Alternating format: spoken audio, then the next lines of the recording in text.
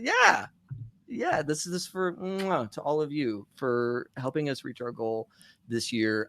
We are still, of course, wanting to raise more money. We're into the bonus rounds, right? We're into deep water now at this point, and we're just going to keep raising funds for the Trevor Project. They continue to send us like emails of elation and congratulations for how well this drive has gone. I know we're going to continue to do well tonight because we have a bunch of stuff to give away. We're going to get into all of that. But before we do, I just want to say, again, welcome to the drive. We're going to be playing The One Ring tonight, put on by Chris. Chris, thank you so much for GMing for us tonight. Yay. And I think that what we should do here is just do a round of introductions, let everybody introduce themselves, the projects you're in, your pronouns, all that good stuff. Chris, as our GM, I'm going to start with you. And then we'll play like hot potato. You just define who's next in the order, and we'll go from there. How about that? Hot potato, how fitting. Hi, everyone. I'm Chris, Deserted GM on on some of the socials. I'm not on all of them. Also, don't post a link, because anyway. If you don't know and don't care what that's all about, no, you'll sleep fine tonight. I GM games, largely The One Ring or other Middle-earth related stuff. I'm on startplaying.games. But I also happily GM a D&D game for you or a number of other systems if you like. And I'll throw this not scalding hot. It's warm to Lonnie. Okay. I catch the potato. No, sorry, the potato. But also now, of course, I have I'm on High Shelf Collective, so I'm thinking of. Anyway, I was thinking of a Lord of the Rings quote, but double whammy. Hi, I am Lonnie or Looney Shaws. You can find me on places on the internet. There's a whole bunch of them right now getting tossed around. And usually you can also find me in the Lost Caravan Discord. I'm a Discord mon, so I'll usually be just chatting in there with people. Or I will also be on the 21st, so I think it's a Wednesday, we'll be in a Santa slasher flick, where I think we're going to get hunted and... It's going to be interesting. Just check it out on Lost Caravan. Other than that, the rest of December is pretty, it's holidays and stuff like that. But then in January, I will be doing my first attempt at DMing. So we'll see how that goes. Anyway, I guess I will pass the potato. I'm not going to mess that up again. To Blair. Well, hi, I'm Blair. I'm here all the time, or _ Canadian Moose in other places. Here, I just play in games when I can. I also run the social media here.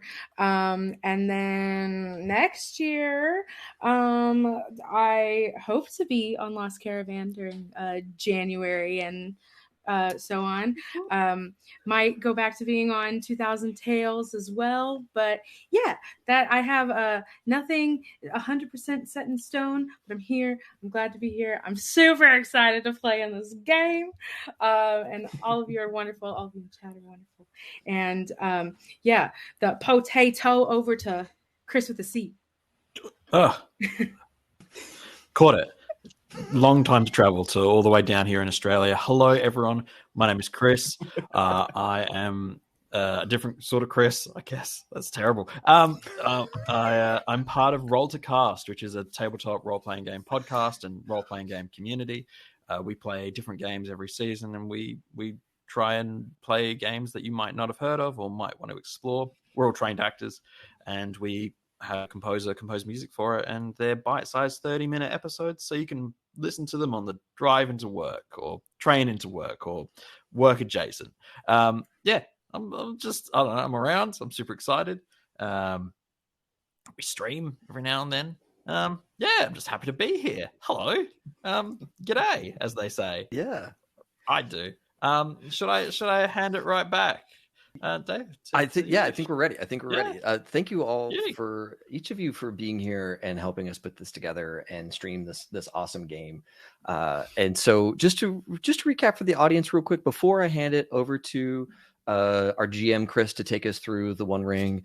I just want to remind everybody why we're here. We are here, of course, to try and raise funds for the Trevor Project. The Trevor Project is a charity organization based in the States and Mexico that tries to save the lives of LGBTQIA folk through suicide prevention.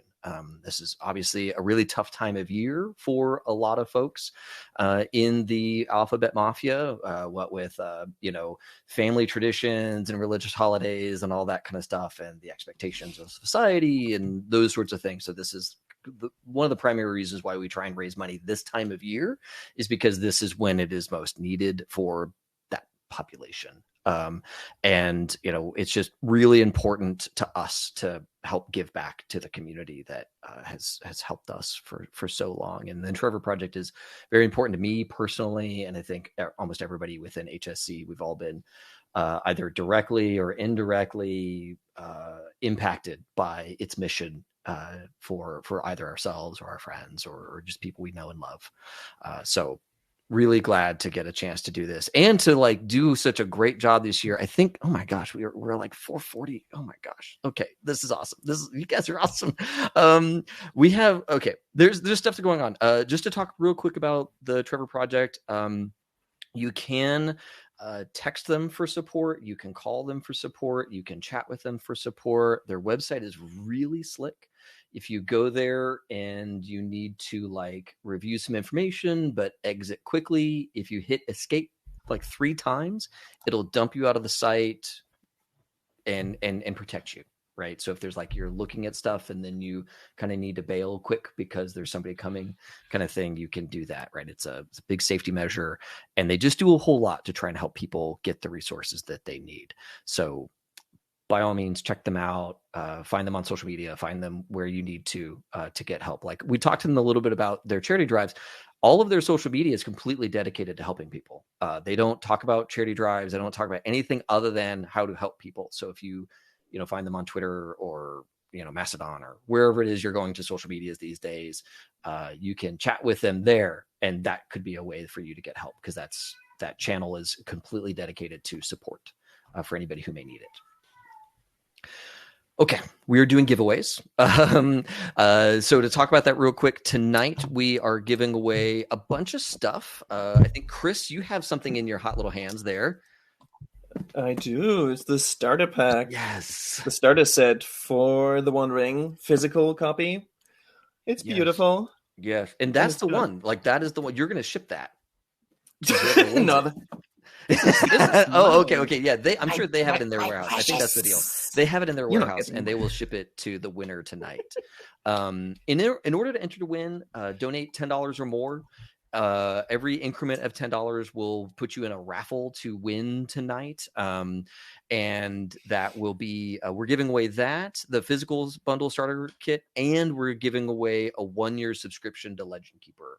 And if you haven't messed around with Legend Keeper before, it is an awesome world building campaign tracking tool. It's basically Google Maps plus Wikipedia plus OneNote, because you can do draw your own maps and relationship maps. And when you are done with the map could nest within another map, and you could do kingdom to city to tavern, right? To the dungeon below or whatever you like, right? So Legend Keeper is really powerful. We use it here for all of our campaigns, and they're giving away a year subscription tonight, along with this One Ring bundle. So we're just super thrilled to get to give these things away. After tonight, if you don't win, fear not. There's one more giveaway. We are giving away a Cyberpunk Red complete copy. Everything they do over at Artelsorian for Cyberpunk Red, including a signed core book. So all the people who worked on it have signed it, and they are going to ship the whole kit and caboodle to one lucky winner. We're going to do that drawing tomorrow. We're going to let this whole game run to try and gather as many donations as we can for the big grand prize. and we will do the drawing kind of at the end of the game tonight. We're going to close the pool. We'll do the drawing and then announce the winner and all that good stuff tomorrow. So, of course, follow us on the socials.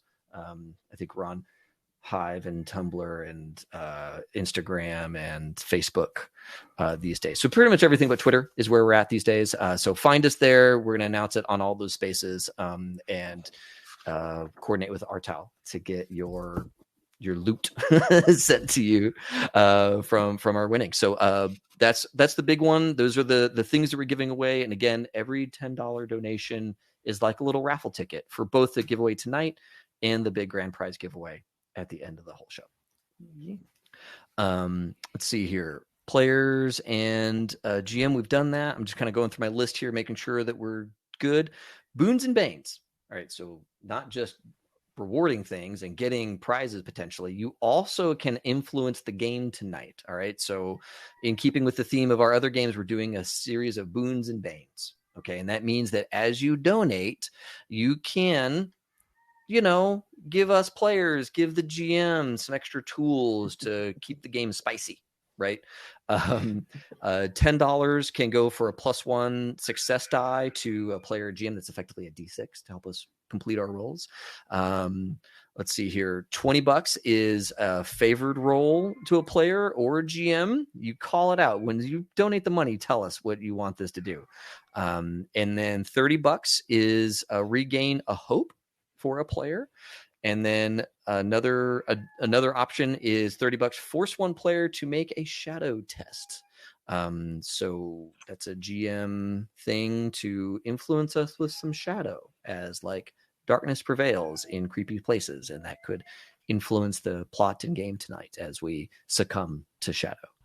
And then for $50, automatic success to a player, or one player becomes weary or miserable. And we will get into all of that stuff tonight. So those are some of the things that you can do to help influence the game tonight. Make sure to include that in the comment. And we are watching a feed of those coming in, and we're getting them into the game so that us as players and GM, we all know what's up and can participate. I think a little birdie told me that we're facing Sauron tonight, so the players need all the bonuses that we can get. Well, What? luckily we already have three. We already have 3 boons. So oh yeah, we've got a chance. I think we can do it. Assured, we're gonna make it to the middle. I don't know about to the to end. the Middle Earth. Yeah, there you go. There you go. All right. Got to redeem myself with the jokes. It's good. It's good. Just to make it aware, the giveaways tonight, we're gonna give away the One Ring box set starter kit and the Legend Keeper subscription, the 1-year subscription. We're going to give those away after the break. So all your donations tonight will help with that, and we will announce that after the break tonight. And then any additional donations, all of course goes towards the grand prize. So keep them coming, right? We still have more to go. And I see, are we at 440? 20 now? My goodness. Okay. That's awesome. That's awesome. I love it. Thank you all so much for giving so much. Those are the announcements that I know. Blair, check me anything else that I have neglected to mention. I like having you here. You're helping me. Okay, we're good. We're good. You're good. All right. Yeah. Well, then in that case, Chris, take it away. Bring us to the Lord of the Rings, the Shire, where we are. What are we doing? What's going on? Well, we'll see. I do vow to not kill you all before the break, because that would be silly. We want to reach the giveaway. I just quickly wanted to give a shout out, especially for materials we're using, or I'm using today in GMing as well. Obviously, Free League Publishing, thank you so much for giving us a few PDF copies of the starter set, as well as that beautiful physical set for tonight. We're going to be using, well, you won't see them, but they're going to be running in the background, a fan-made character sheet by Jez Gordon. Check them out on Itch. And little trackers for journeying by RevMech, and combat, if there's combat, who knows, by Bona. They're both on the One Ring Adventures in Middle Earth, Lord of the Rings role-playing game Discord. And big shout out to the moderators and the community on the One Ring Discord. If you're at all into Lord of the Rings, Middle Earth based role playing games, you should hop on over there because it's a really nice community. And yeah, all the kudos to the moderators and folks who run that Discord for making it so and for keeping it so. Okay. So, I think somebody in the chat said, what if this was Oops All Pippins? Well, surprise. Little did you know. Not quite Oops All Pippins, but Oops All Hobbits. Yes. Our game tonight will be Oops All Hobbits. And we're going to start, where else but in the Shire. You have this beautiful map that's part of the starter set in physical version, like a big map. Beautiful. We're going to start in the Shire, in the southeastern corner of the Shire, in an area that lies between the Yale, the Marish, and parts of the South Farthing. We'll start in Woodhall, a little village in a forested area. The readers of Lord of the Rings will know it as sort of near the area where Frodo and company barely escaped the Nazgul and then met the elves. But that lies a little bit in our future. We're going to be starting in the year 3017 of the Third Age, the year before Frodo leaves the Shire. In fact, it's 5 days to Yule. Winter has taken hold of the Shire. It's taken its first few bites out of the year. Snow has fallen, snow covers the area. And in general, hobbits everywhere are snug in their holes or in their houses, depending on where they live. A nice little wood fire going in the stove, some hot chocolate in a mug.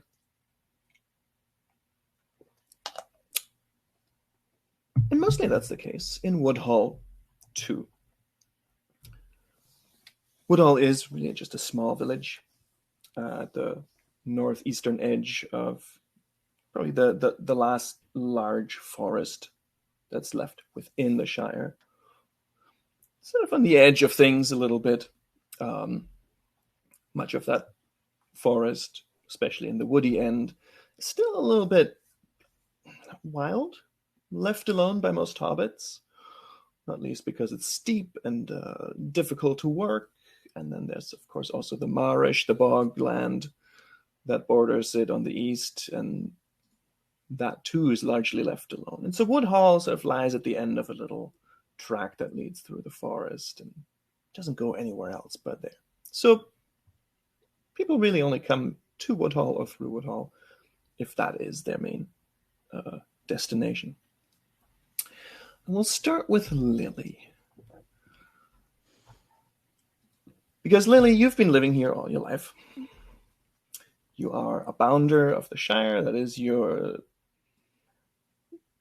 mostly your job is to find a lost sheep or mediate between neighbors who cannot agree whose hedge should be cut first or where exactly the boundary lies between the two places.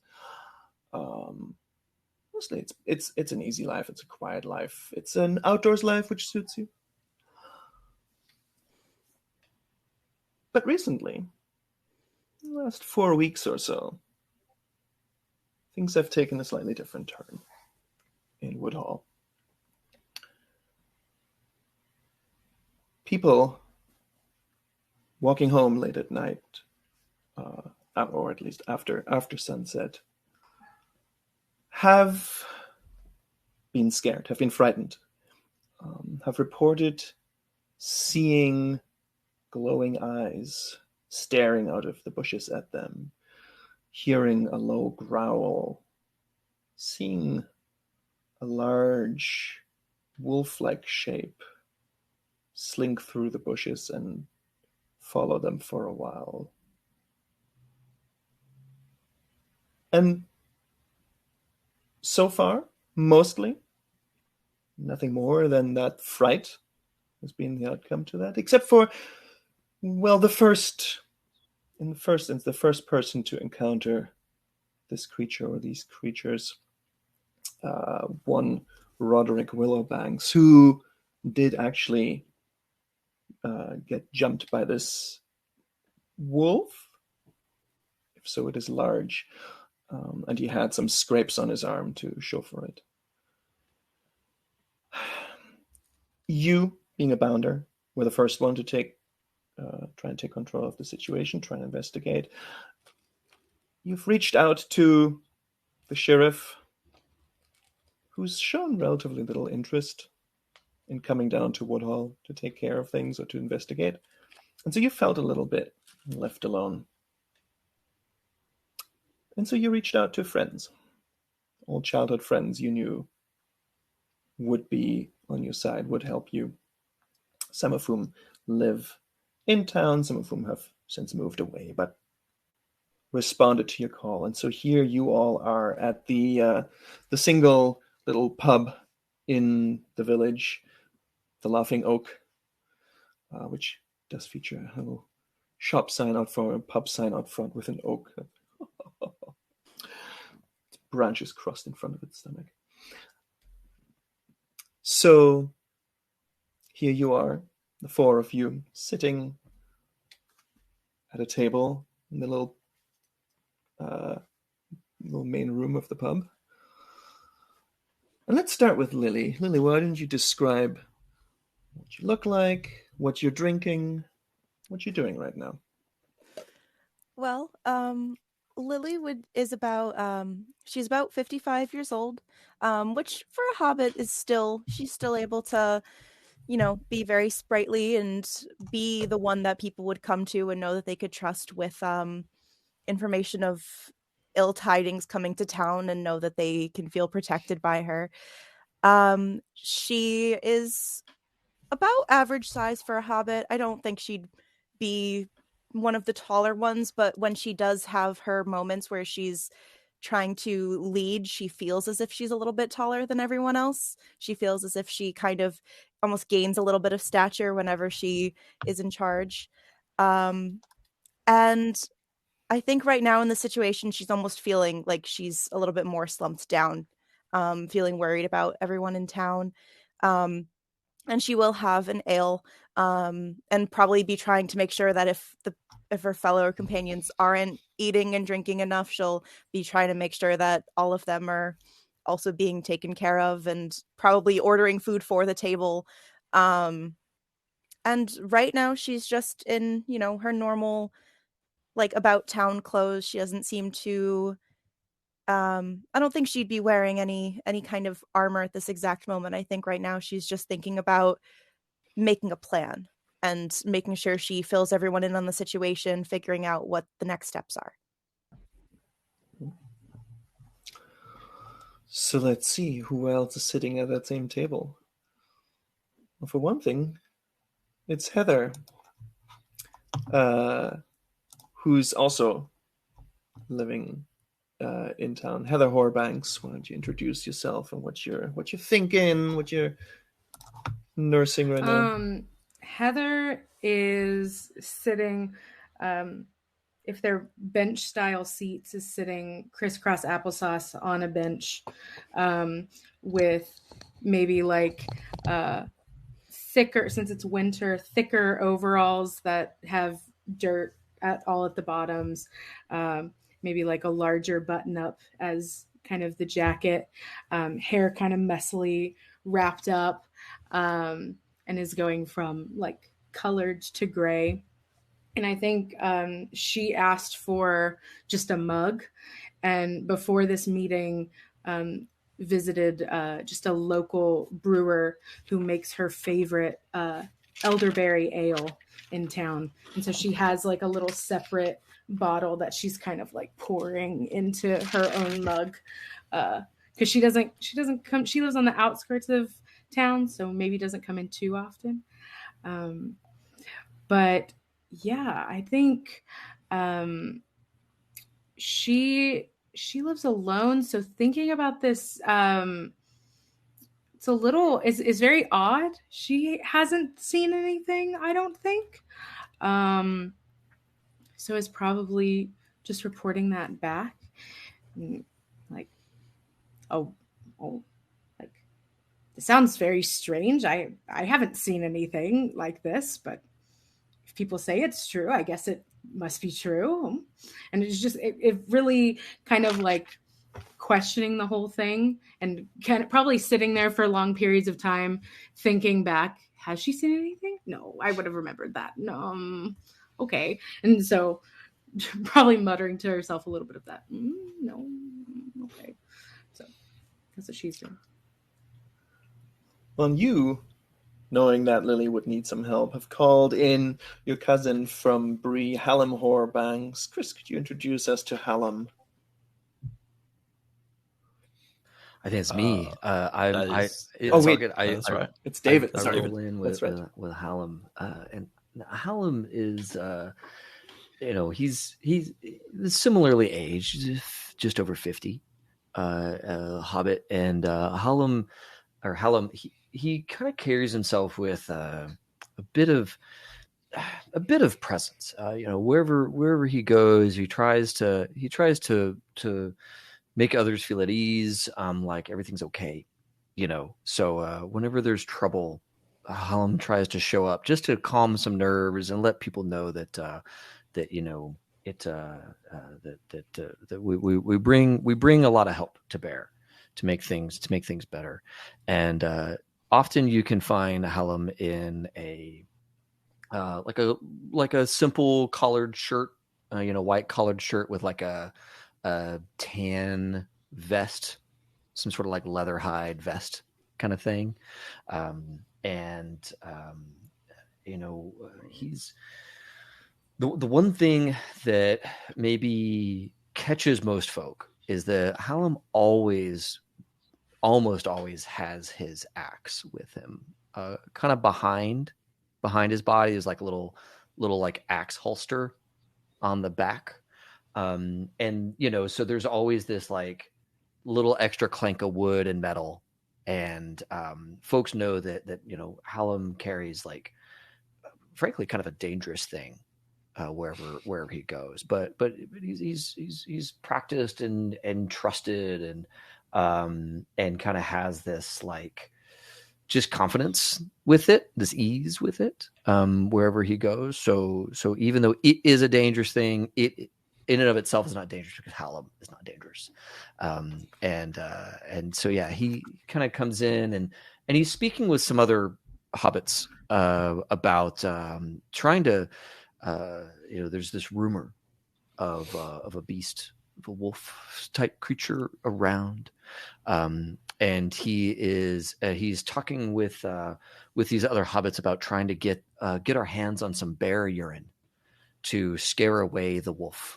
And he's like, I have it on good authority that bear urine is the surest way to get rid of any wolven beast. Any canine will just avoid bear territory. And I know we haven't seen a bear in a season or two, but I think this is the ticket. As he kind of comes in and sees, cousin, I'll talk to you later. And he comes right over to Heather. And Heather, have you heard the news?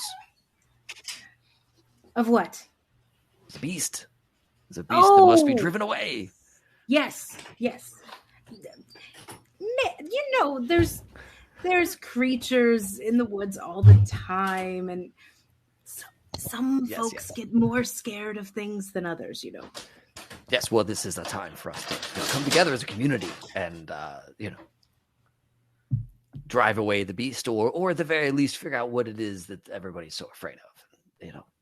Make it better, right? Give it the old 1-2. That's true. Are you going to punch it? I don't know what it is yet. I mean, you are quite strong. I think you could do that. Maybe. You do me too much. You do. Sometimes I've been known, but please, no. Did I hear you talking about bear urine again? Look, it is a mainstay of wild beast manipulation. Okay, I don't keep just because it hands. Works on your dogs doesn't mean it works for everyone. Fair. And Heather, you're pretty sure you see the folks that Hallam was talking to earlier, shaking their heads and muttering, "Oh, crazy Braylanders! There are no bears here in the Shire." You Last never but know. not least, Lily, you've called on an old friend who used to live in town, but has since escaped, made a life for himself somewhere else, all the way over in Stock, in fact, which is about a half hour's walk. Tillamook, why don't you introduce yourself? Tillium is a brandy buck, which means he's pretty broad. He's got big hands and big feet and a pipe in his mouth. He's a fisherman by trade, and he has his fishing equipment with him, as well as his good humor, his sketchbook for everything he catches and everything adventurous he sees. And he's happy to be here. He's puffing on a pipe and listening to the discussion about different sorts of urine and their repellent qualities. And he chuckles to himself. So we're getting down to business. Fantastic. Lovely. Well, thoughts, queries, questions? None? Sorry. Fantastic. I was muted. I had to get back to the screen. Well, it's weird because there haven't been a lot of people who have been saying it, so there's been a few people who have seen it, but not everybody has, and we don't really know exactly what we're dealing with, but it seems like enough of a concern to have to deal with it. But I haven't really figured out exactly how yet. Is are Heather and Hallam, or sorry, is it Hallam? Hallam. Yeah. Are they having this conversation kind of close to us too, where like we're also hearing about bear urine and Oh yeah. Oh yeah. Yeah, I think maybe loud. the whole like establishment when Hallam entered with the cadre, like everybody probably like in their own conversations overheard the words bear urine. Maybe they didn't get the rest of the, but there's something about that just carries into all of the conversations. I also pictured Heather was like already sitting at this table, and then Hallam came over, so it dragged the convo of bear urine literally across the place. Great. So like the smell of bear urine, it also just the talk of it also wafted too. Yes. Okay. So I'll turn to Tillamook because I know he is he's a scholar. Do you know if this is a trusted method? Is this something we should be trying? I kind of have like a skeptical look on my face, but it's the first option. It's the first plan we've heard so far. Perhaps before we delve into the world of urines, we should maybe stalk out the area where this thing was spotted. Eyes in the woods are not uncommon. Eyes in the woods that scare a hobbit. Now that's uncommon. And perhaps we should wander down the trail and observe where. Perhaps we can beat a path and find out more. Well, we do have one who claims to have been attacked by this beast. And he might be able to give us a little bit more information as well. Wonderful. Let's have a chat. Perhaps we'll chat to this young man, young woman, and see what's going on. Who is this hobbit? Is there any chance that since this is kind of the local ale house that maybe they'd just be already around? They are not. However, okay. Lily and Heather, being locals, living locally, you know exactly where they live. So that first person to encounter this beast, and in fact actually get almost bitten at the last minute, they managed to avoid the worst of the bite and got away with scratches. Roderick Willowbanks, you would know exactly where, in fact, every single one of the people who had these encounters lives or lived. 4 of the 7 who had these encounters have left town. They, within the last week or so, have closed up their places, sold them off, and they've moved away. There's a palpable sense of fear over Woodhall. I will admit that it seems.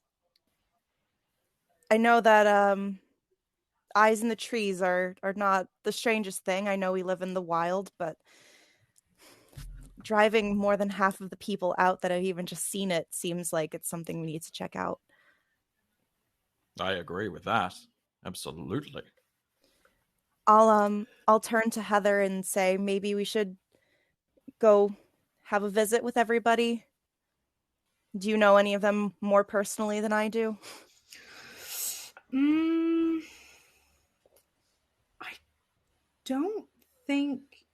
don't think Heather would. Maybe can we make a roll or anything to see if we know any more information about Roderick? Yeah, I can give you the basic information that you would know just because you live in town. Okay. And then you can see whether you want to see. Cool. So Roderick Willowbanks is sort of a long-time resident of Woodhall, has lived here almost, a while anyway, as long as you can certainly remember. Does sort of odd jobs all over the place, helps out where it's needed. Doesn't have the most stable employment, but sort of just makes ends meet and gets by. So he was the first one to have that encounter and to actually have some kind of attack occur. There are a few more that by to varying degrees. The people who've left since were Grimald Wonderfoot, who was a carrier for the messenger service in the Shire. He and his family have since packed up and left and sold the place. Willahad Thornborough, who was a wood carver, has left. Grace Brownlock and her family, she was a logger in town, she's left. And Isigunda Oldbuck, who was a retired ostler from Stock, had come back to town to retire. But she's also just left because it just was too much. The other 2 who've had encounters, who remain in town, are Marjorie Toft, who's sort of a little bit of a recluse, lives in a little cottage just a little outside of Woodhall in at the edge of the forest. Heather, you probably know her a little better, though not closely. She, like you, is sort of a forager. She's known for having just the best mushrooms, short of course, Farmer Maggot, having the best mushrooms, and nobody knows where she gets them. It's a big mystery, and she keeps that very closely kept, that secret. So Marjorie had an encounter, and then Gertrude Goody Sandyclough, who's a local widow who lives in a little house at the edge of town.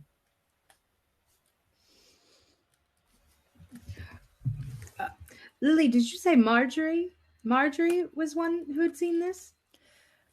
Yeah, she was one of the ones who approached me to say that she saw eyes in the trees. She didn't really have as much of a sighting as Roderick, but you know her? I do. She is my closest neighbor. It's one of those deals where it's my closest neighbor about a mile away. Yes, I've been meaning to visit her, actually. I think we can tackle 2 birds with 1 stone. And something that I had actually, without talking to you, had come up today. Tackling Heather's birds is very difficult, They can fly. That is true. But something I had created for Heather today is that her favorite food is mushrooms. So she probably goes to Marjorie's house all the time. And she's very excited to go today. Very excited. So it's like, I think that's a good place to start. She's very trustworthy. I think we can get good information from her. Trustworthy, but keeps secrets close. I'll say I was going to say you probably get mushrooms from her at the market, the weekly market. She does not like people to come to her place. She's very standoffish. She doesn't have many friends in town. Does she have any friends in town? Case in point, Unclear. why we need to go to her house. That sounds like an ambush. No, never. If we happen to find good mushrooms along the way, then it's a win-win. All right. Well, I'll look around at the rest of our party, and are you guys okay with heading to the first house? Of course. Mushrooms abound, surely. Never turn Alright. one down. Lily will kind of just like kick back the rest of the drink that she has because she doesn't like to waste food. And like make sure that everyone else is kind of like finishing up too, and she'll kind of just be like the doting mother, kind of like, okay, like, is everyone okay? Everyone's good. Great.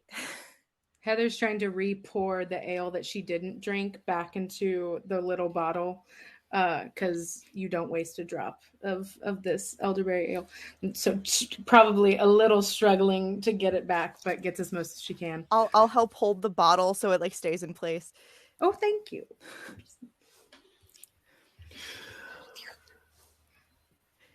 So y'all want to head over towards Marjorie Toft's place?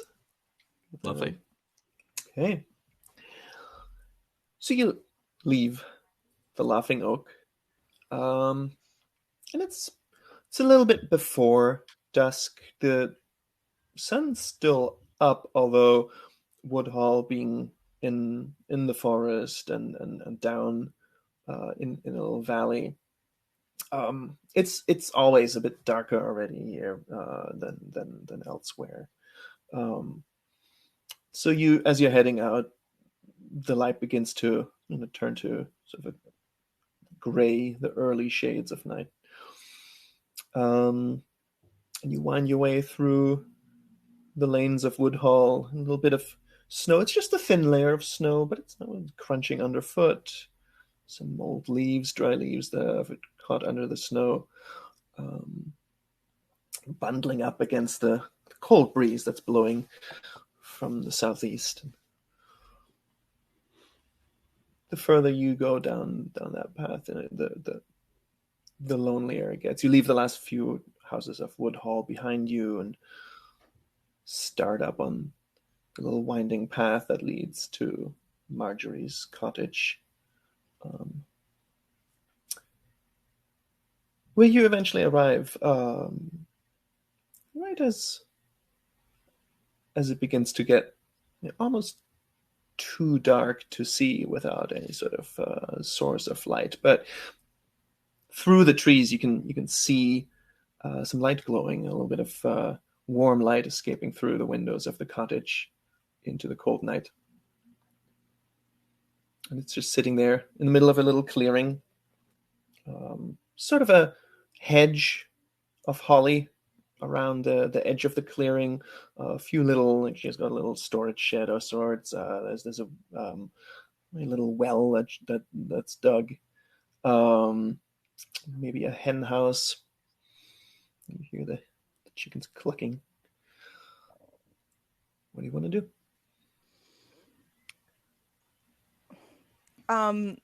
Lily will just kind of make a side comment of, well, I guess if we don't get any information from Marjorie, we're still likely able to encounter something if we're walking around at the time of day that most people encounter this.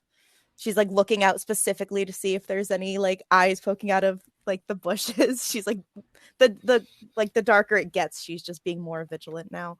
Mm-hmm. Well, if it pleases the group, I'll go up and knock on the door.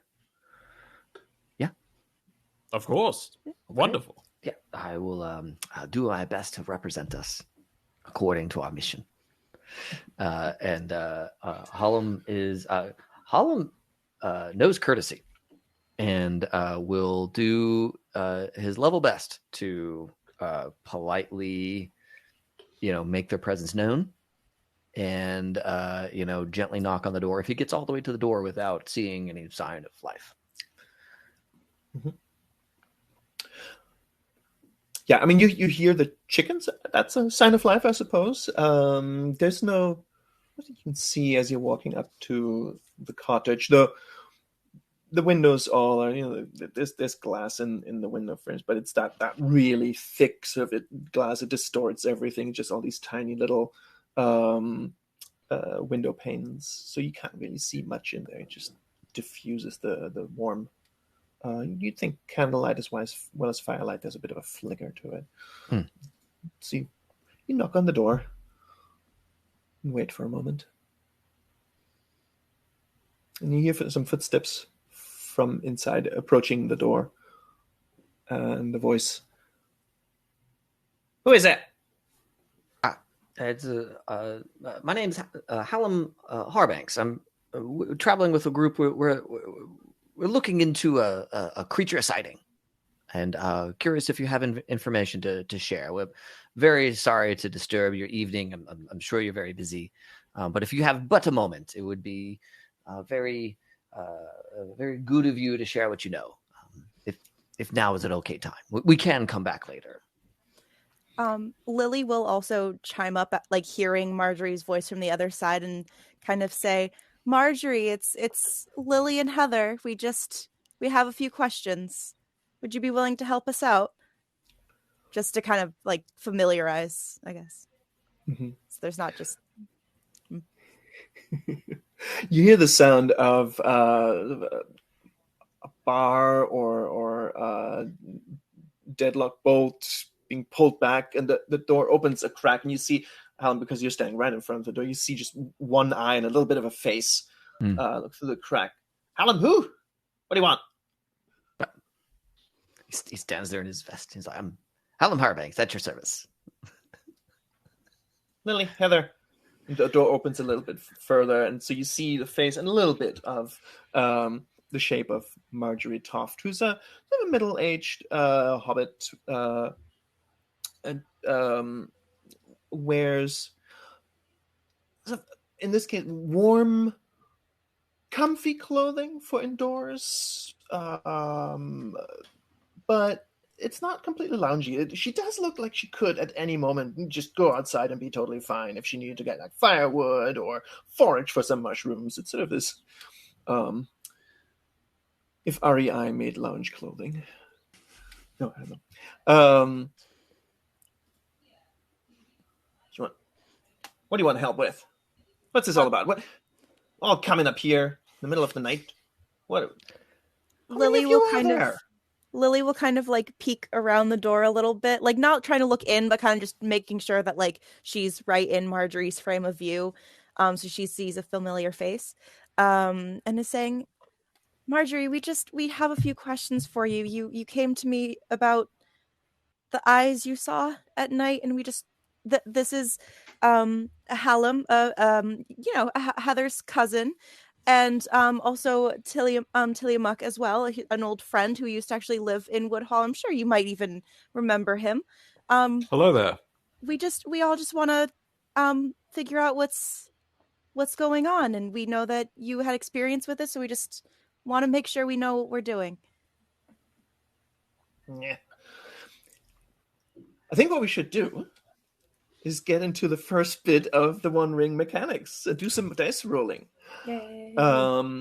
So in cases like these, where you're facing an NPC, somebody you're trying to get information out of, or have them do something for you, we'll do what's called a council, which is dice rolling with some extra mechanics. We'll establish how much time you have, and then how many successful rolls you need to successfully complete this, and then we'll see how that goes. The first thing we need to do in order to establish how long you have, how many dice rolls you actually get, is that one of you will roll for the introduction. I leave it open to you. I mean, I think both Lily and Hallam have sort of gone the route of courtesy. So courtesy would be maybe that roll. I leave it open to you who makes that roll.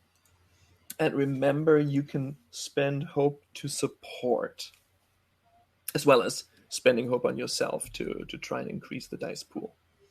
Well, David, So- you did start the introduction if you want to. Sure. Yeah. And Hallam he's very courteous. So I think that that would work well for me. That would be kind of leaning into his strengths, and I think trying to steal my hope. Oh, there. I don't mind spending a hope to like help you out Oh, too. cool. So very like, we're family and whatever. So probably like when you were saying that like first introduction before like knocking on the door, Heather probably came up and like brushed all the snow off your shoulders, straightened your shirt, like fixed your hair a little just to like look the best. Less road worry and more Did like a little more and, presentable. Like, fix the hair type thing. Just trying to like have you like look in the best, and then kind of snuck behind and is literally doing like the when multiple people are peeking around the door type thing, is kind of just like peeking around you like that and waving. But yeah, I'll spend a hope to help you with that. Oh, sweet. And remind us, is Hallam your fellowship focus? Oh, no, Lily is. Can't. No. Okay. You are my fellowship. So that would mean you would get one extra success die. I could could spend the hope to give you the extra because you are my focus. Ooh, okay. Hallam is. And I was thinking in terms of. Sorry, go ahead. You can't stack them on top. Only one person can support. So it's up to you if you want to have Tillamook do that instead. That's fine by me. Yeah, Chris, if you would rather do that. Yeah, I'm happy to. And I was thinking the way to support is to not get in the way. So it's the little wave at the back and the little extra nods and the little, yes. Yeah, the like extra bit of like selling it. Yeah, and what they're saying. The active yes, I'm listening. Yeah. Yes, of course you're right. That sort of the when two people are having a conversation, trying to like ensure that they're listening to each other, you do the throwing a heavy focus one way and then the other way. Yes. So that is the way you use your courtesy. Yes. Nice. Yeah. I think that gets me to 5 success dice because I've got three skill. Standard. Yeah. And then with the help from Tillamook. Right. 2 extra. Yep. All right. And are you favored in that as well? The favored would be if I had a little dot in it, correct? In front of it, yeah. I do not have a little dot in front of it. You do not. Thanks to the generosity of some of our viewers, there are, I think by now, 2 favorite roles available to each of you. Okay. Ooh. I'm gonna hold on to it. First roll of the game. Okay. Let's see what it's like without being favored, and then when I, when we're deeper in, I'll start to spend them. But yeah, I'll go with the 5 if that's. Go for it. Puts us in a good spot. All right. So dice roller, ahoy. Okay. So I got the Gandalf logo for my feet die, and a bunch of 4s, 1 of 5, which I don't have mastery. I don't think. Okay. Well, mastery would have given you. Gotcha. Status, Yeah, fair enough. So yeah, I got the auto success, and then 4s, 5, 3, but no other 6s. No extra 6s. Okay. All right. Well, you can tell, or Heather, as far as you know, Marjorie, though, the fact that she doesn't immediately slam the door shut means it's a success. We did it. Heather's like, oh, there is a scowl on Marjorie's face. And you're like, oh, what do you want? But she doesn't close the door. She's listening. So you will have 4 attempts, 4 rolls between the 4 of you. What exactly is your goal here? What do you want from her? Well, I think for starters, understanding what it is we're dealing with and just getting a little bit of a an idea of like what time of day, what it looked like, and I don't know what other questions we'd need.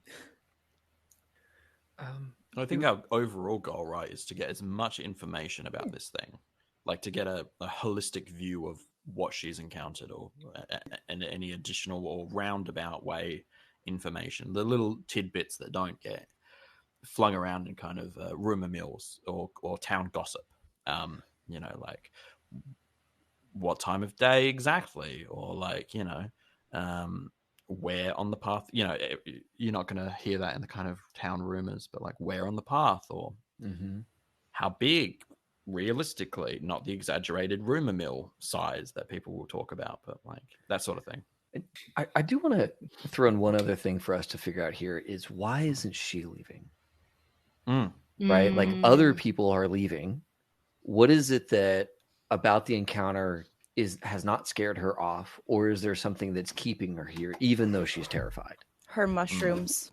Maybe. Yeah, that's what I was thinking. Maybe it is. Yeah, maybe it is. Y'all. But was there That's a good something thing about the definite in. encounter that made her think that staying for mushrooms was a reasonable decision? Yeah, right. That's fair. So I think also like very much just like a little side goal is very much treating the situation, and I think we're already doing it, but treating the situation lightly, staying in her good graces, but still able to get that information. We're starting a networking, relationship here. So if we need to come back to like, and if she sees anything else, like we can always like tap for information. Okay. So to sum it up, maybe like on the one hand, get information about what she saw, right? What her experience of the event, the encounter was. But then you also want to get a little bit of information like, hey, so what are you thinking? What is your response to that? And yeah, get her to talk a little bit more about herself. So given the situation, given who Marjorie is, I would say that is what we call a bold request. So you need 6 successes. Ooh. In 4 attempts. And to clarify, if you roll a successful skill roll, that's 1 success. For every additional 6 that you roll during a successful attempt, you get extra successes. So that's how you can gain more than 1 success per roll. I will say though as well that Marjorie is a resistant person. She's resistant to the whole idea of talking to you about this. So whenever you make a roll, anybody who makes a skill roll loses 1 success die on the attempt. Oh, tough. Now, is this an all or nothing? So we're going to get, if we don't get the successes we need, we get nothing, or do we get some of what we need? I'll probably give you some information throughout for successes. By the end of it, if you don't get all the successes, I could offer, we'll see, a success with woe, with a complication, but we'll see how this goes. Beautiful.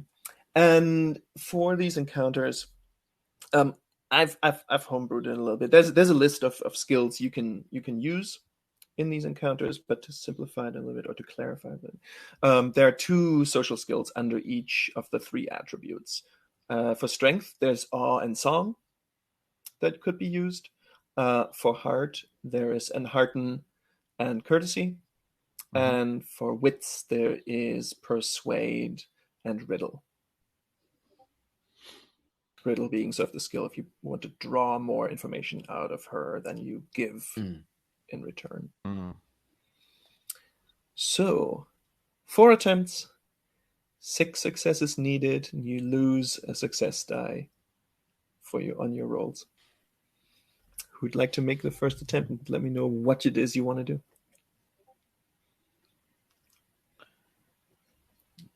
Who feels like I'm pretty okay at riddles, but I don't. And I think because I have mastery and because I'm favored in it, I get +2.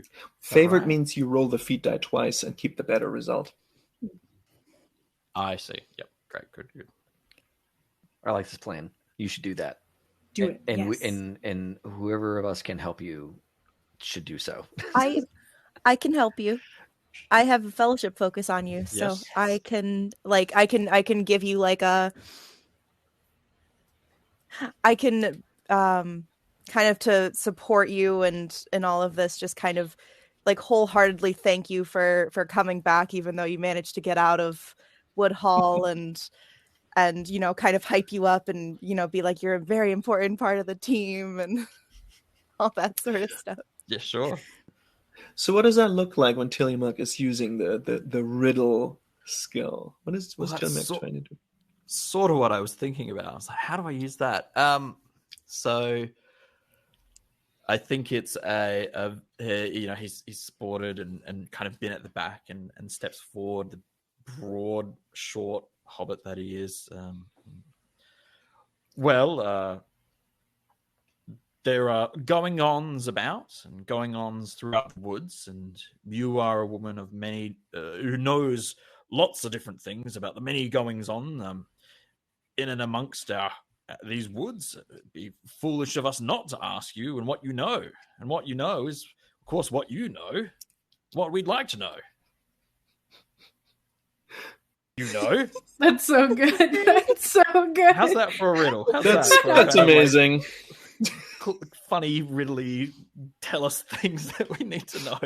That is extremely obscure and open-ended. Good. I think. So okay. I need to figure out the roles. If that's first role, so I need to talk through it. Yeah. So I have riddle with the little pip, three dots in it, and the little pip. So. And because Lily supports you with a point by spending a point of hope, you get 2 extra success dice. So you'll be rolling 5 success dice. And 5 success dice. In the dice roller, you also click on the keep best. Keep best. Or keep and better. It says mastery, so plus favored skills, plus 2 favored skills. What does this mean? That's just how you got some of the favorite skills to be favored. That's just part of the... I see. Right. Plus 2 favored skills. I see. Right. Yep. No worries. Yeah. Very good. Let's see what I get. Cool. Well, I rolled a 4 because I rolled an Eye of Sauron, and that's not great. But thankfully, that turns into a 4. I got a 3, 6, 5, 3, 1. So for a total of 22 plus a 6. Wait, did you do the 6. the 2 feet dice for the riddle? Yeah, that's how he avoids the Eye of Sauron. Yes. Because he also rolled a 4. Because I got a Sauron Gotcha. and then rolled it Okay. into a 4. Nice. But then my D6, I rolled a 6 in my D6 there, and for a total of 22 plus a 6 in there. So I think that's 2 successes, if I'm reading that right. Right, because 22 will definitely meet your target number, yeah, which is 14 for wits. Yeah. Yeah. That is 2 successes in your first attempt. Very Yay! good. So Marjorie sort of looks at you as you're doing that whole, huh? I thought you were the smart one in this group, but well, look. Everybody talks much about what they've seen, but most of them they probably just ran and just barely looked over their shoulders when the moment they heard something. I can tell you what I didn't see, and that's a real wolf. Is the important part of seeing. What I didn't see was a wolf or some other kind of woodland creature. Nope. I mean, I saw a shadow in the bushes, and I heard a growl, and I saw those glowing, almost like embers in bushes. But yeah, everybody else talks up a great storm around that. Talks like they know what they saw. Hey, they couldn't find a mushroom if it stood right in front of them. Who'd like to make the next roll? I have an idea. I was going to use persuade, if I could, and kind of like following along with that, just be like, oh, Marjorie, you're absolutely right. You are the best at these kinds of things. And she'll kind of go up to the door and out of her satchel, like pull out maybe like a particular herb that she knows maybe doesn't grow on Marjorie's land, but does grow on her land, and say, we don't assume that you're going to just tell us all this information without you getting something. Here, take this in good faith. And is going to give her this herb. I would like to help, spend a hope to give you some help, and I'll espouse how perilous it is to get said herb. You have to go to the mouth of a cave or what have you to get it, and that I'll be shocked. Like, you're giving her that? I am. It took you all day. You nearly died in getting it. Oh, it's not that. I mean, it is a big deal, but it's not. But little back and forth of that. Cousin, you're giving that up. Yeah, I'd very much like to spend a hope down. Okay. So that gives her 2 extra success dice because she's your fellowship focus. She's my focus. She's the one I want to help the most. That herb that you're offering, is that actually a rare thing to find? Yes. Or is it sort of... Sure. Talking it up? Yeah. Oh, totally. Oh, I see what you mean. I would say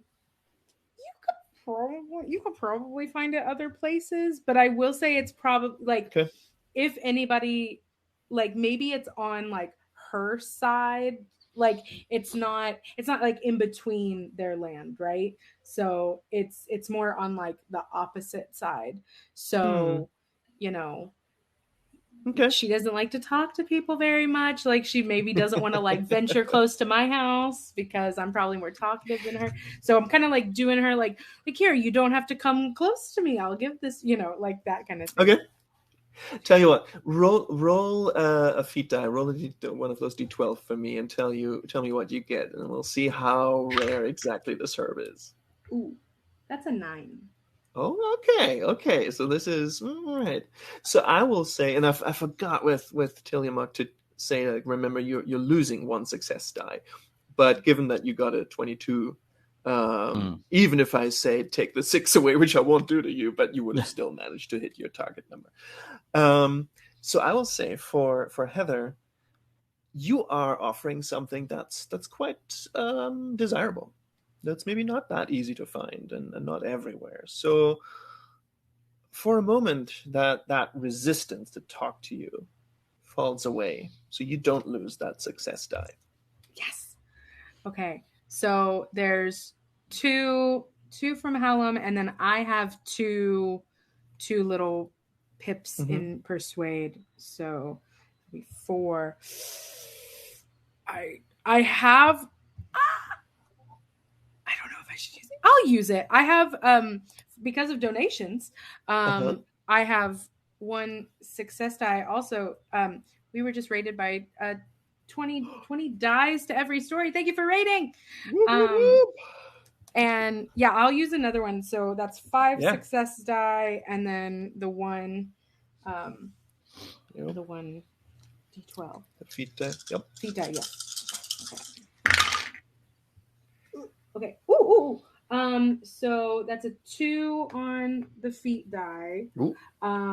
But I did get a 6 on one of the success die.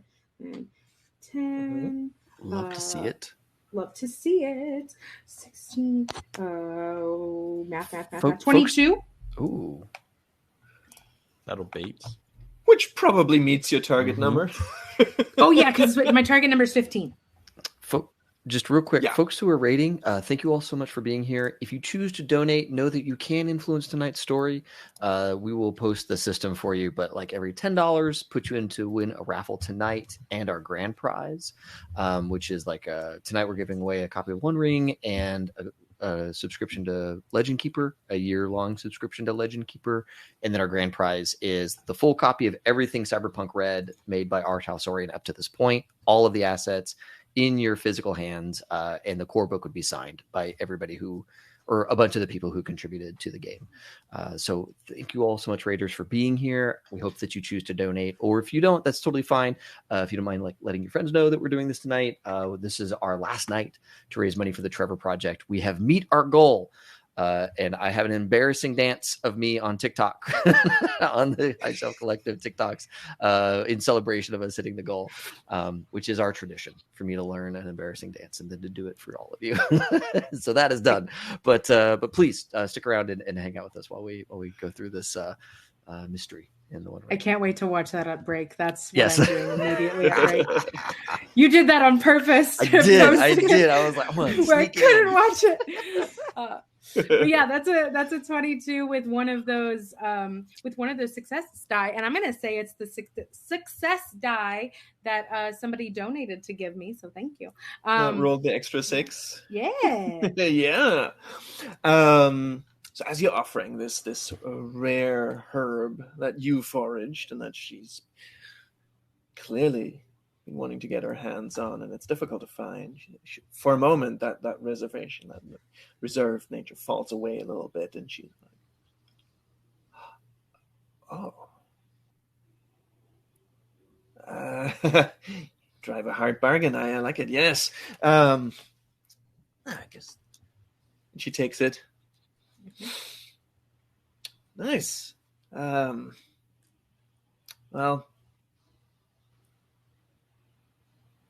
tell you what. She looks out.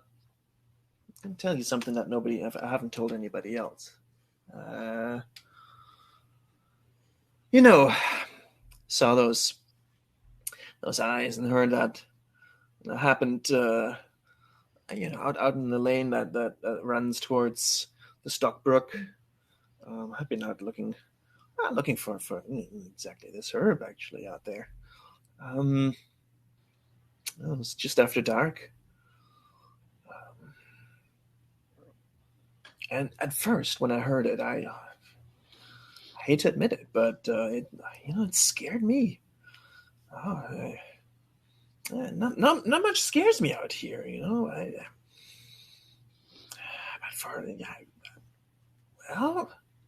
I have to admit, my thoughts went to the tales, the stories, the Shadow Wolf of Woody End, and maybe except for Hallam would know this story. It's sort of a story that you tell little children, like, hey, don't stay out too late. Shadow Wolf of Woody End will get you. Don't talk back, or else the Shadow Wolf will come.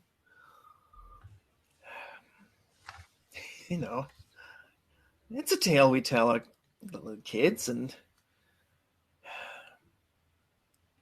for a moment I thought, like, what if it's true? What if it's true what they say? Some of the wolves that came across the river and the fell winter stayed and live in the woods now. I thought to myself, don't be daft, Marjorie. You're out in these woods all the time. You haven't seen a thing.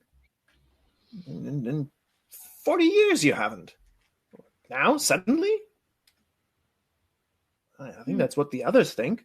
The others are afraid that maybe tales come to life, I don't buy it. Definitely not something to discredit. No. We have to think of all the possibilities. Come on. It's a tale, it's a story. But it's an old story. There might be some truth there.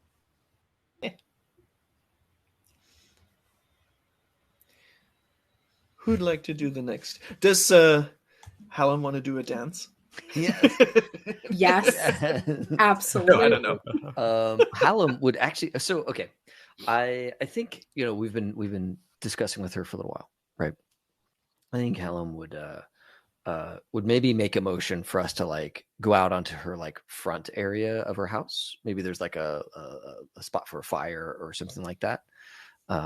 Hallam will try and use Enhearten to maybe do a little light flirting, but mostly just trying to ingratiate himself with her and make sure that she likes Hallam and wants Hallam to do well, right, in his endeavor. So he's going to talk about, like, the four of us are have taken upon ourselves to help the community and face this perilous threat, and it is our resolve to do this for you, and for the others who have chosen to remain. And I just am curious, what is it that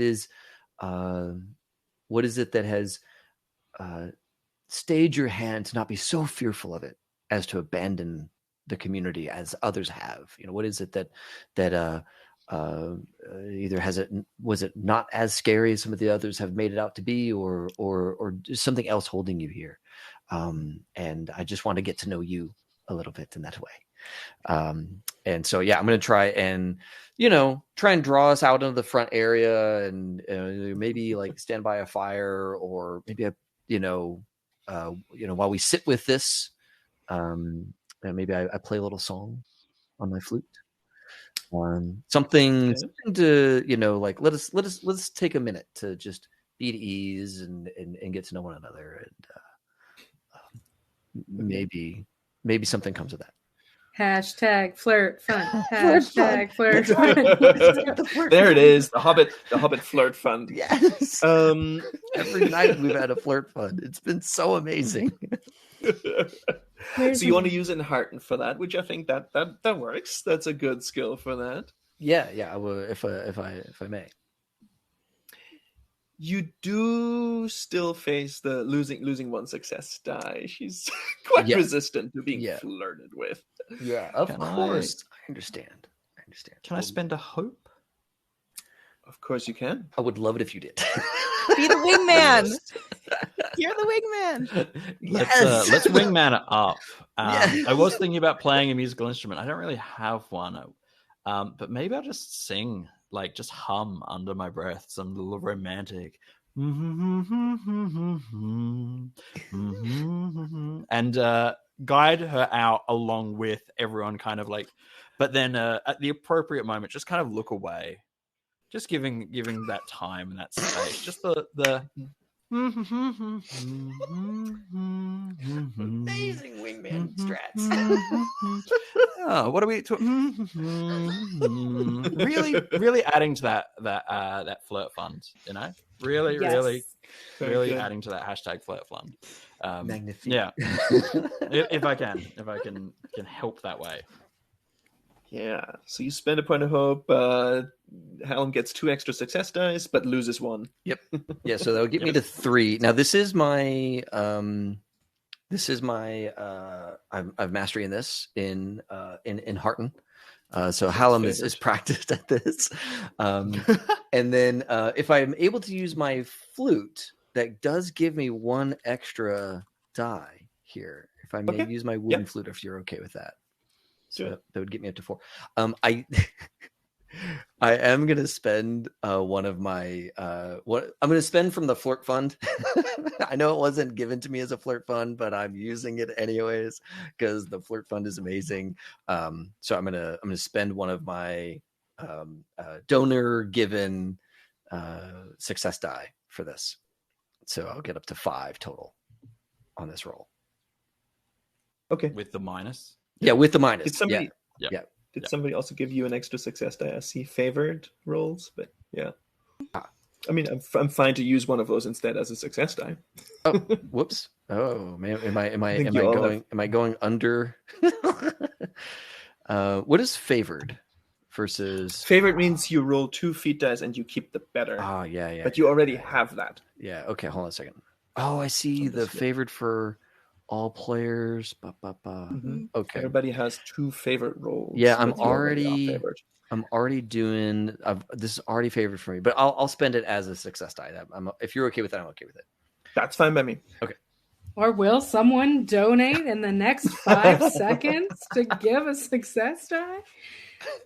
You can make it possible. Let's do this. No, okay, I got it. I'm happy with the 5 plus the roll twice thing, so we'll go with that. Yep. All right. Okay. So that's a 6 on my feat die, and then a bunch of 1s, a 4 and a 2, so total of 15. Which does not do it. My heart target number is a 16. I miss it by 1. By 1. The fickleness of dice pools. No. I had so many 1s in that pool too. I mean, there was, it was not meant to be. Her isolationist heart remains solid, which is fair. Trying to flirt with the wrong person here. Can't win them all. Doing your little dance and your little song. You're like, oh, trying to butter her up and Tillamook in the background, humming a nice tune to try and set the mood, and it's you can almost see that warmth and that sort of like, hey, let's talk, sort of crystallize in the air and fall to the ground like frost. She turns her rather withering gaze on you two and all of this nonsense. I think Hallam just kind of like shrinks, like just gets small. It's like, I've seen that look before. Maybe more often than we'd like to admit to ourselves.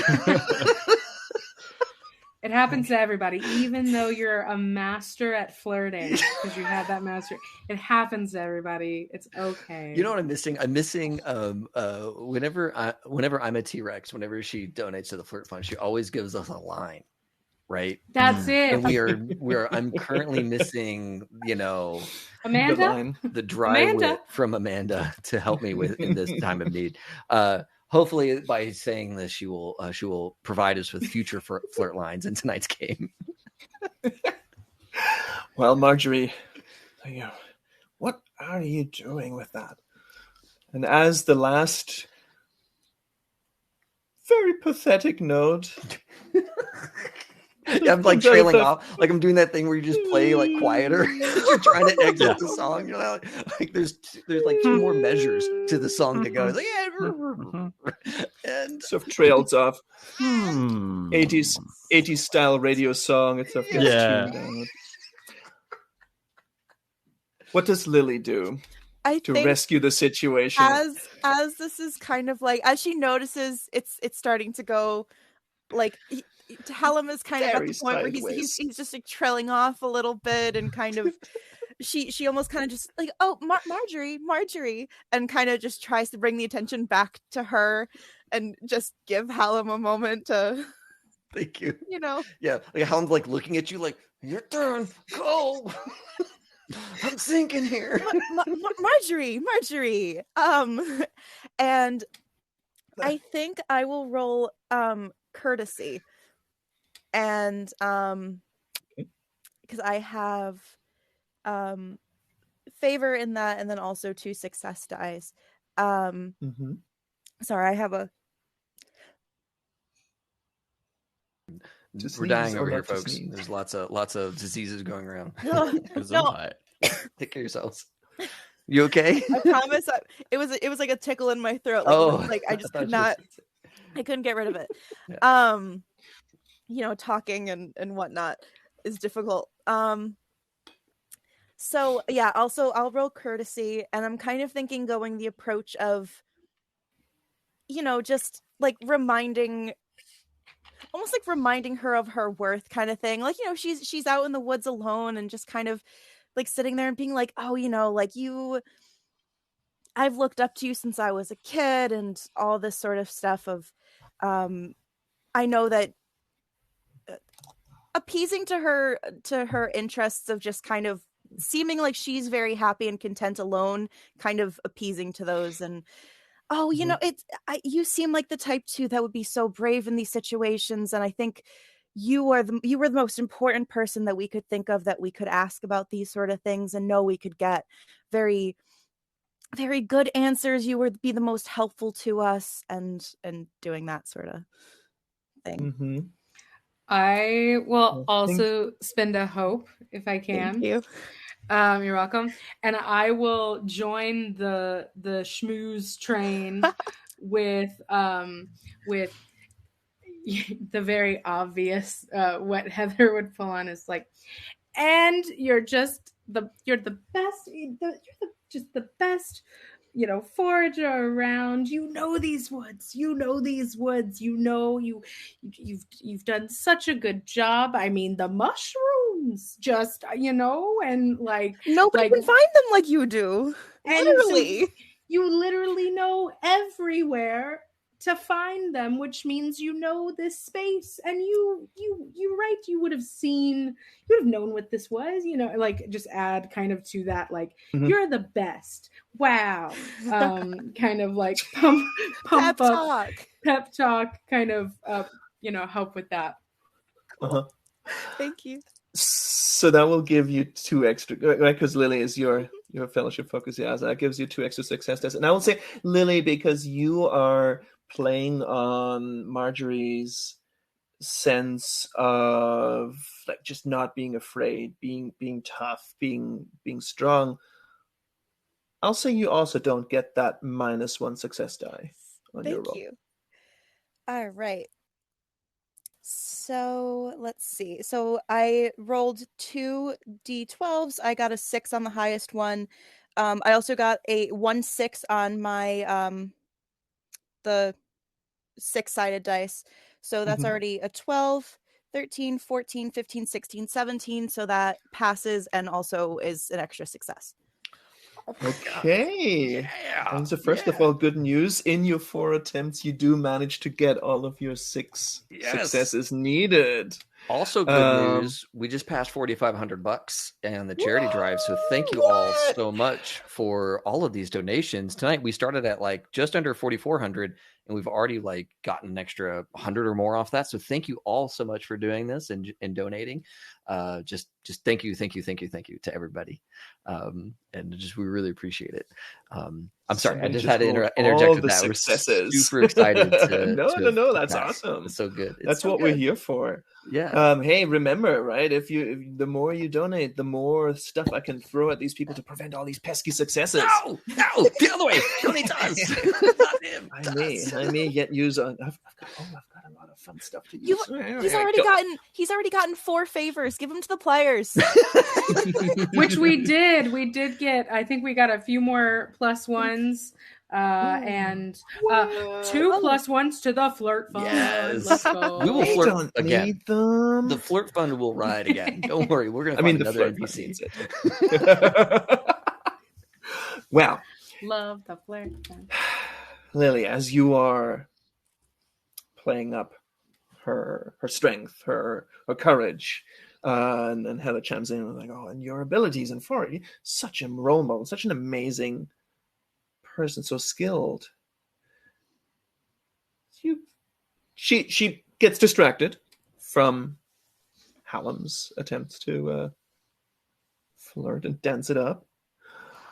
Hallam just does that thing where he like dances into the background behind all the other players and then just starts checking our set, Backing away. Just like, I'm just gonna look behind and just And I'll I'm kind of not around anymore. I'm just I'll kind of like step into the place a little bit of where Hallam was to kind of like block him off too. Block the view. Just like going yeah, back. yeah. She's like, oh yeah, hi. Look, we know when we're a bad memory. All right. We're just like, look, I'm out. I don't want to continue to mess this scene up. And Marjorie says, "Well, yeah, well, you're not wrong there. I've been doing this by myself for a long time, And you're great at it. And well, everyone just admires you for it, even though oh, stop even if it. they're I too know afraid what to you're say doing. it.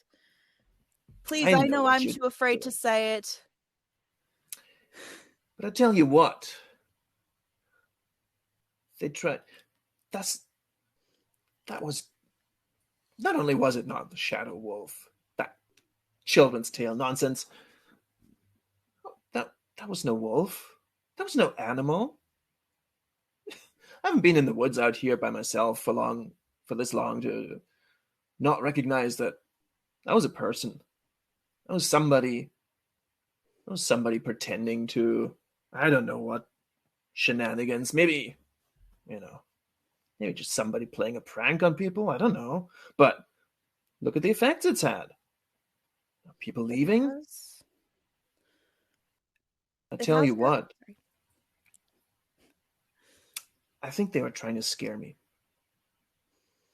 Why I would think they be something's trying to going scare on. you? What? I don't know. What would they gain from losing someone like you in this community? I don't know, but that was not just a kid's prank. Somebody was trying real hard to make me run, and I don't know, maybe pack up like all the others. Do you have any Almost all the idea others. who would be capable of doing that? I can't think of anyone in this town that would do such a thing. Layla, you know better than I. I don't know. You're a bounder. I'm not. I'm just out here in the woods. But still, I'll say it with certainty. That was a person. Chris, can I roll a lore Mm-hmm. and see if all the names are connected? Like whether they're all like landowners or they all have like particular, like there's a like fixed idea or a common thread amongst the people who have been targeted. I'm presuming targeted to kind of determine whether that's the case or not. Like if they all like are older, community members, or they all grow a crop, or they all, contribute one thing or another with the almanac. Wink. Always I wink think when you ask the DM for a roll. I think rather than lore, what you're trying to find out here is sort of trying to put together puzzle pieces, and I think that would be more a riddle roll. So you're not trying to think about the history, you're trying to think about like what do they all have in common. Yeah, for sure. So a riddle roll, yes, absolutely. Great. The almanac probably. That's not going to help me there. I don't imagine. What's in an almanac?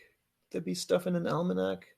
Is for that the like current year? weather patterns and it would be notable like events? Has there been a full moon recently? It would be a lot of like advice too, like articles on like some like basics about the area or the like notable people, and crop rotations and that sort of stuff is largely notable families. Really fast, we just broke 5,000. Whoa! What? Oh my god! Crap. Somebody gave us $500. Oh my god! Oh my god! M&M, you're stars. Thank you so much. Wow. And just like that. Holy crap. Wow. Oh. Things turn. I'm going to say all that goes to the flirt fund. Yeah. How many plus ones is that? How many? Yeah. Quick math. Let's see. We're gonna win this wolf over to our side. We're just gonna. Yeah, I was gonna say you were using the flirt fund for this. We're using the flirt fund for the wolf. Yeah, yes. We're gonna flirt with that wolf. That shadow wolf is the gonna be so impressed. Let's go. Yeah. Oh my Tell you god. what, I was. Yeah. Okay. Cool. I was going to give you an ill favorite roll because I need to make use of my favorite rolls, which really in practice means I throw stuff, I take stuff away from you because in the One Ring the GM doesn't make that many rolls, but I won't do it in this case because of this amazing donation. So yeah, make a riddle roll. And I will say, heck, the almanac, it has some information on the local scene, on the people, what they've done last year, crops, that kind of stuff. So yeah, go for it. Okay, great. Well, I'm trained in it, or I have a little pip, and I've got with that +1 4. So let's see what we get. I get a direct simple success with a little Gandalf logo. All right. with a 454. Yeah, a bunch of big numbers, and I'm Mhm. pretty smart. This lad, Smart. That's why I called you out here. big Love- brain on a small hobbit. I love Yeah, when that's the right. group does so well. It really like helps when I Yeah. don't. It really covers all the bases. This is There's always great. that one person that's just the mood just isn't perfectly you know right what? for It's them. fine. But It's then fine. next time you're gonna carry it, and one of us are gonna be like, "Ah, Okay. man." Yeah, no, it's so good. Right so there. good. So good. So while Lily and Heather and Marjorie are talking, while Marjorie is sort of, telling you all about her suspicion that this was a person and trying to scare her, you telling him, like, you start thinking about, like, well, do I know whether all of these folks who've had these encounters have anything in common?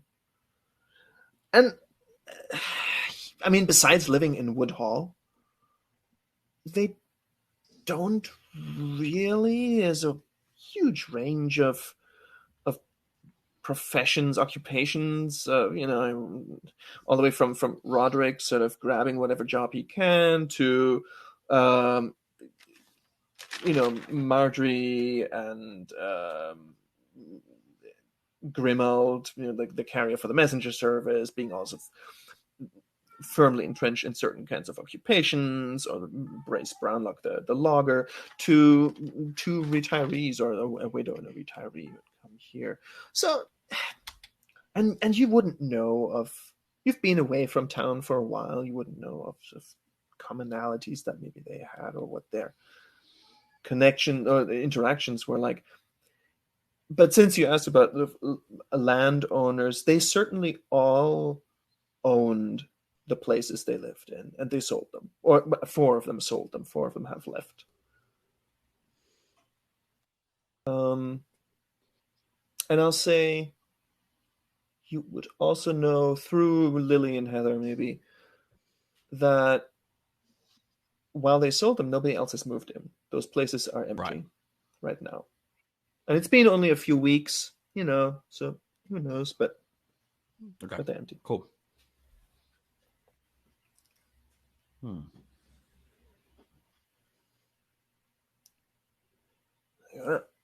That's all I can tell you. So, good luck with that, and get out of here. All right, Marjorie. Closes the thank door. you. And you hear the bolt. I'll kind of look to Heather and be like, we should have asked for mushrooms too while we were here. I don't know if they would grow at this time of year, but probably like as you're like turning around to say that, as like after Marjorie closes the door, Heather's like already down the steps and it's kind of just like looking to the side to see. It's like here it's at her house. It's just like, oh, we should have, but maybe she'll throw a discount in the next time she's at market. One would hope.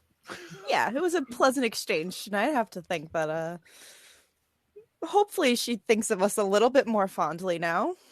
Yeah, it's always to tell someone that they're the best, even if they aren't, but just to make her feel good. Well, we all know that the best forger is me. She is. That's true. I never said she was the best forager, though. I know you could think that she's the best after you, but you could just leave that part out. So. That's true. She's number 2. Perfect. No lies were said. Does Marjorie's property have like a fence or anything like that kind of demarks when her land ends and the rest of the area begins, or is it just open? No, there's a pretty dense holly hedge all around her property, and there's really just one little entrance towards where the path through the forest begins, and right outside of that hedge it's really forest immediately, a pretty dense forest as well. Okay. Do we know, maybe based off of like what everyone told Lily, did all these sightings happen in the same spot, or were they all like at everyone's properties? There's a range of places where this happened. Not all in one spot, all over the edges of town, generally. So, like Marjorie had her encounter, on her little path through the woods to her cottage. In fact, the same path you are about to wander back towards town, potentially if you're going that route. A few of the others, Lily would know, had those encounters on the edges of town, coming back from the Stockbrook or some areas towards the Marish, where they have been busy at work during the day.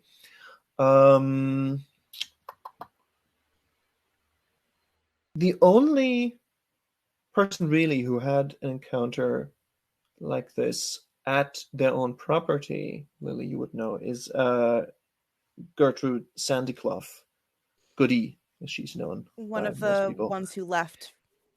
No, she's one who stayed, and she's actually the last one who had an encounter. I wrote down the names of people that stayed. That's right. I remembered I wrote down her name. Only 3 days ago. She's a little old widow in her 70s who lives by herself at the edge of town, and she had this kind of encounter in her backyard, in her garden. Maybe we visit her next. Seems like it.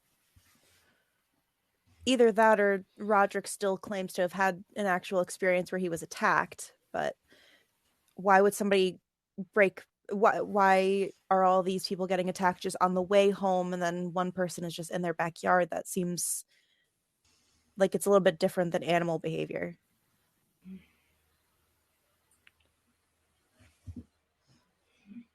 Yeah. So, yeah, do you guys want to go see Gertrude? Your call. Well, her house is close by to Marjorie's, hopefully. Not too far of a walk. Once you're in Woodhall, nothing's far. Okay. Well, it's just a hop skip that way, so I guess we can head over and just check in on her really fast. It's always good to just to probably keep a little bit of company. She'll probably enjoy that. More than Marjorie did anyway. I don't know. I thought she was quite charmed to see us, right, Hallam? No, I'm not for everyone. I know this, but you have to see where things are possible, right? Perhaps Gertrude. Right. Yes. Take Marjorie and put a big line through her name and move on to the next one. Yeah. Well, Marjorie never married, right? But Gertrude did. So, she might be missing companionship. You said she's a widow? Yes. Okay. So she's had love in her life before. She might be open to it again. Heather will go behind Hallam and just start massaging the shoulders. Yes. Thank you. Oh, dear viewers, you didn't realize that this was not only Oops All Hobbits, it's Oops All Thirsty Hobbits. Yes. On that note, as you are leaving Marjorie's cottage behind, you pass again through the holly hedge and leave the clearing behind, making your way down the little curving path through the forest, and sort of behind you, you see receding the warm light that's spilling out of the windows of Marjorie's cottage. And the sun's gone down by now. It's dark between the trees, and I think somebody asked whether it was a full moon recently. No, in fact, it's going towards a new moon. Yule is going to fall on a new moon this year. So there, and the moon has not risen yet, so it's genuinely dark among the trees. There's a little bit of snow on the ground, so that helps you show you at least where the path is and where the trees are, so you don't run into any of them. But you are winding your way through the dark wood. The wind has picked up a little bit, and you're bundling up a little bit against the bite of the breeze. And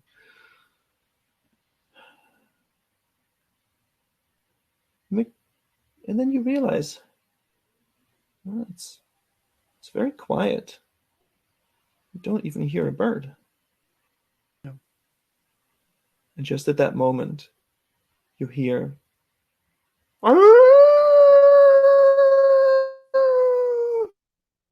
off in the distance, somewhere in the woods. And I'd like each of you to make a shadow test against dread. Oh. Which means Yes, please. you roll a feat die, and you roll 1 success die for every point you have in Valor, which probably means just 1. Mm-hmm. So you can just spend hope on yourself. You can't spend hope to help somebody else. Can we also use our +1s from the donations? You absolutely can. Cool. Feel like that seems like a good thing to use it for. Thank you, everyone in chat. Yep. And I'm going to use one of my boons, and I'm saying your rolls are ill-favored. Oh, so Oh, we have boy. to roll 2. Two Oh. feet die and keep the worst of the 2. I'm gonna help my cousin. I'll say, steady, cousin. You we're all can't. together. For these rolls, you can't help each other. Oh, we dang. can't. Yeah. You can spend it on spend it yourself, on but yourself. you're alone in this Alright. moment. You're an island of one. I will absolutely As spend to fear help creeps over you. I am trying to be so hopeful for myself. You don't even know. Yeah, would this count as flirting with danger? Yes! If you use one. Oh my! Yes! I mean, you're fine to use one of the success dice from the Yeah. donations. That's fine by me. You still feel sort of warm from Hallam's performance, but Yes. or do you? I don't know.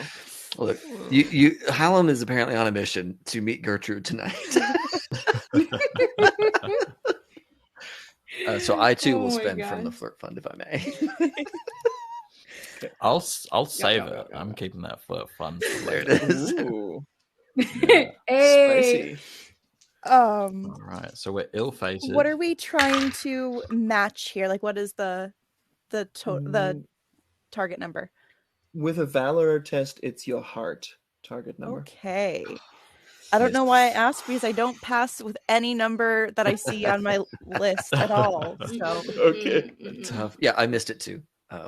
So there you go. I also missed it. How you doing, Chris? Ooh. Oh, I missed it also. Oh no! Okay. This Everyone ran home. howl. We all We know, ran it's not home. we know it's not a wolf. It's a real person. That's worse.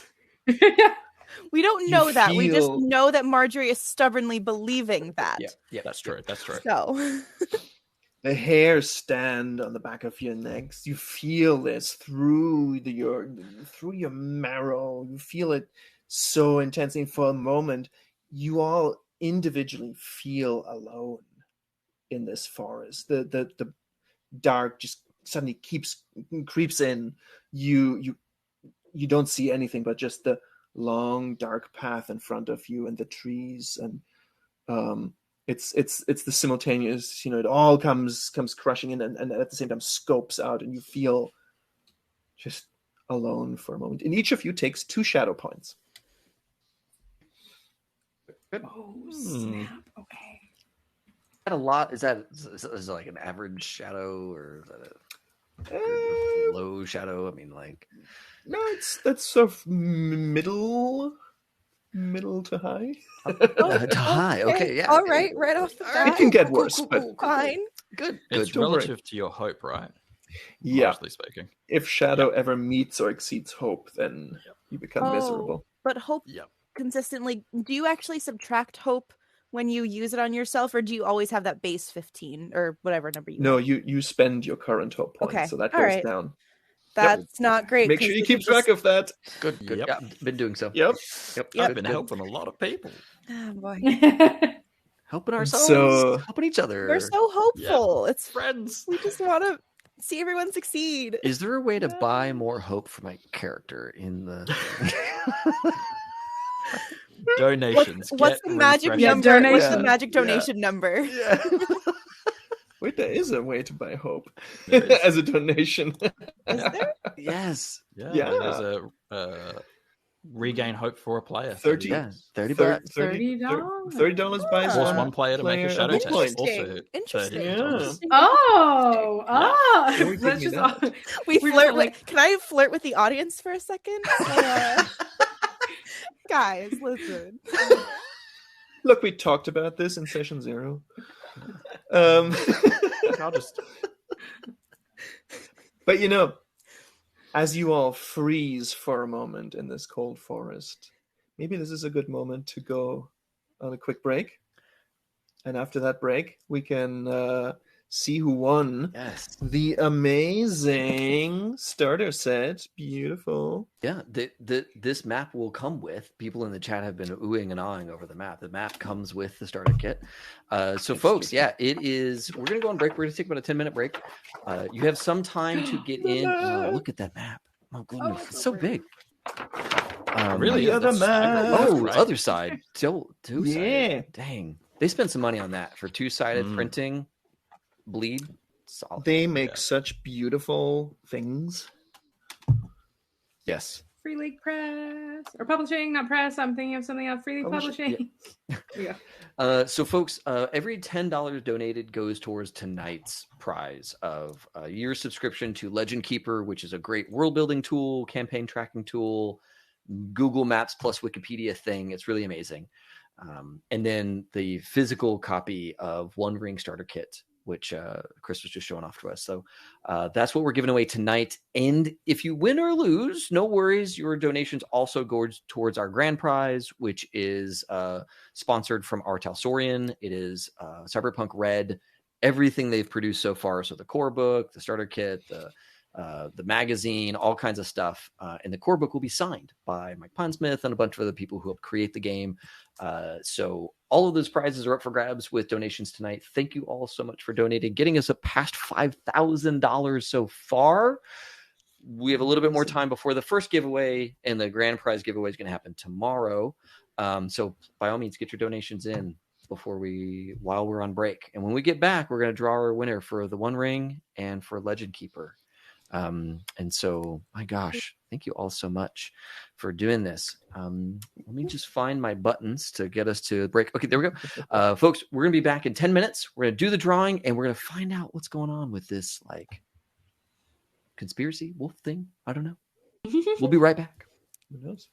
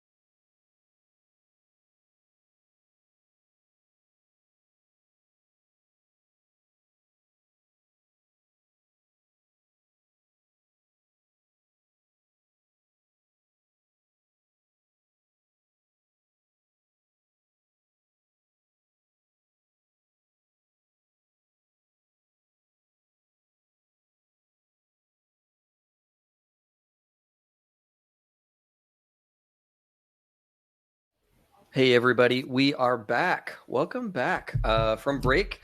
Yo, I don't know. I'm seeing a lot of likes on TikTok for this dance I've been doing, which just feels really good. Thank you all for subjecting yourself to, me butchering yet another dance. For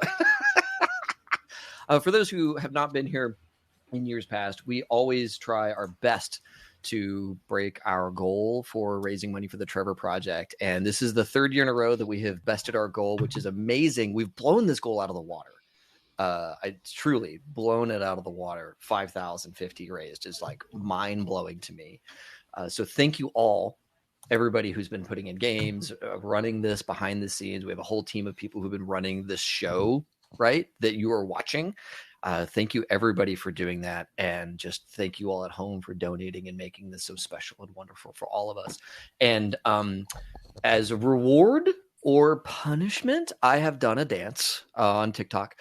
I might do it later tonight. It really depends on how much more of this I have. If I'm up for doing it again. But, the latest dance craze, Wednesday, right? In that whole series, she did a great goth dance. And I, as a 90s goth kid, have what it takes to attempt a goth kid dance in my 40s. So here we are. And we've done the thing. So yeah, are we past 550? Are we? Oh, no. Okay. We're still at 550. Whew. We're at 50-50, I think. The freak out. Yeah, 50-50. My goodness. Also, the link for the dance is in the chat. You're welcome. Yeah. I think we've got a question in the chat. Can I get my donation back? No, we don't. You cannot. No refunds on the donation for the Trevor Project. And I think it's also in the Discord. I think somebody's linked it. Blair, did you link it in the Discord too? I thought I saw. Oh, sorry, I did that in just our chat. I'll link it to everybody. Yeah, put that in general or announcements, whatever. Even put it on announcements. Yeah, put it in Lost Caravan too. Yes, I will. Yes. Self promo, just do it. Yes. Please. Oh my gosh. Tell them I sent you. Just be like, Looney Shaw has said that this needs to happen. Okay. This is good. All right. So first of all, we have a giveaway to do like now. We have named a winner. They're going to win a year subscription for Legend Keeper, which is an online world building campaign tracking tool. And we are also going to give away a physical copy of the One Ring starter kit, which comes with this beautiful map that we've been seeing tonight. And so we're going to be giving away both of those things here in just a second. We already know who our winner is.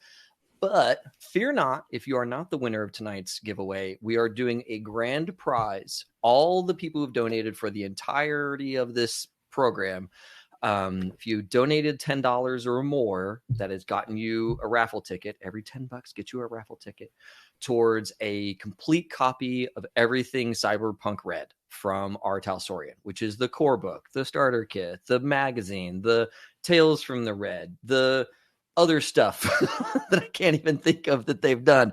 And the core book is going to be signed by folks from R. Talsorian. So it'll be a collector's item. It'll be a one-of-a-kind book that is, just not a lot of those around. And obviously Cyberpunk has a lot of fanfare right now because of the game and because of the show and all of that good stuff. So we're super happy to have the sponsorship from Free League Publishing and the sponsorship from R. Talsorian and all of our sponsors.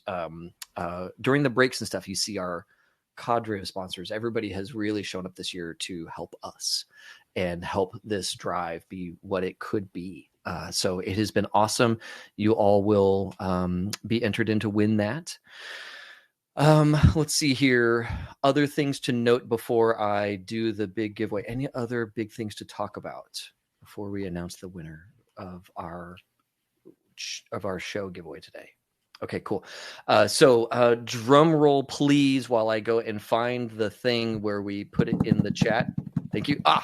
Yes. Mike Rachelson, M.R. Rachelson, my friend, you, sir, have won. Congratulations. You're going to get a starter kit of the One Ring and a year's subscription to Legend Keeper, which I know we all need because here at HSC, we have standardized on it. All of our games use Legend Keeper. So I'm really glad that you got a free year of that service that we all use so much here.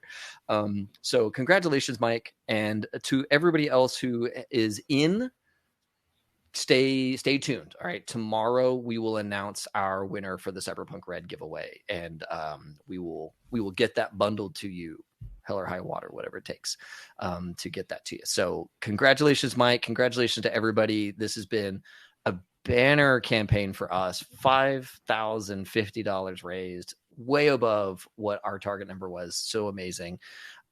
Thank you all so much for doing this and just being a part of this. And it just feels so wonderful. So thank you and helping us raise money for the Trevor Project.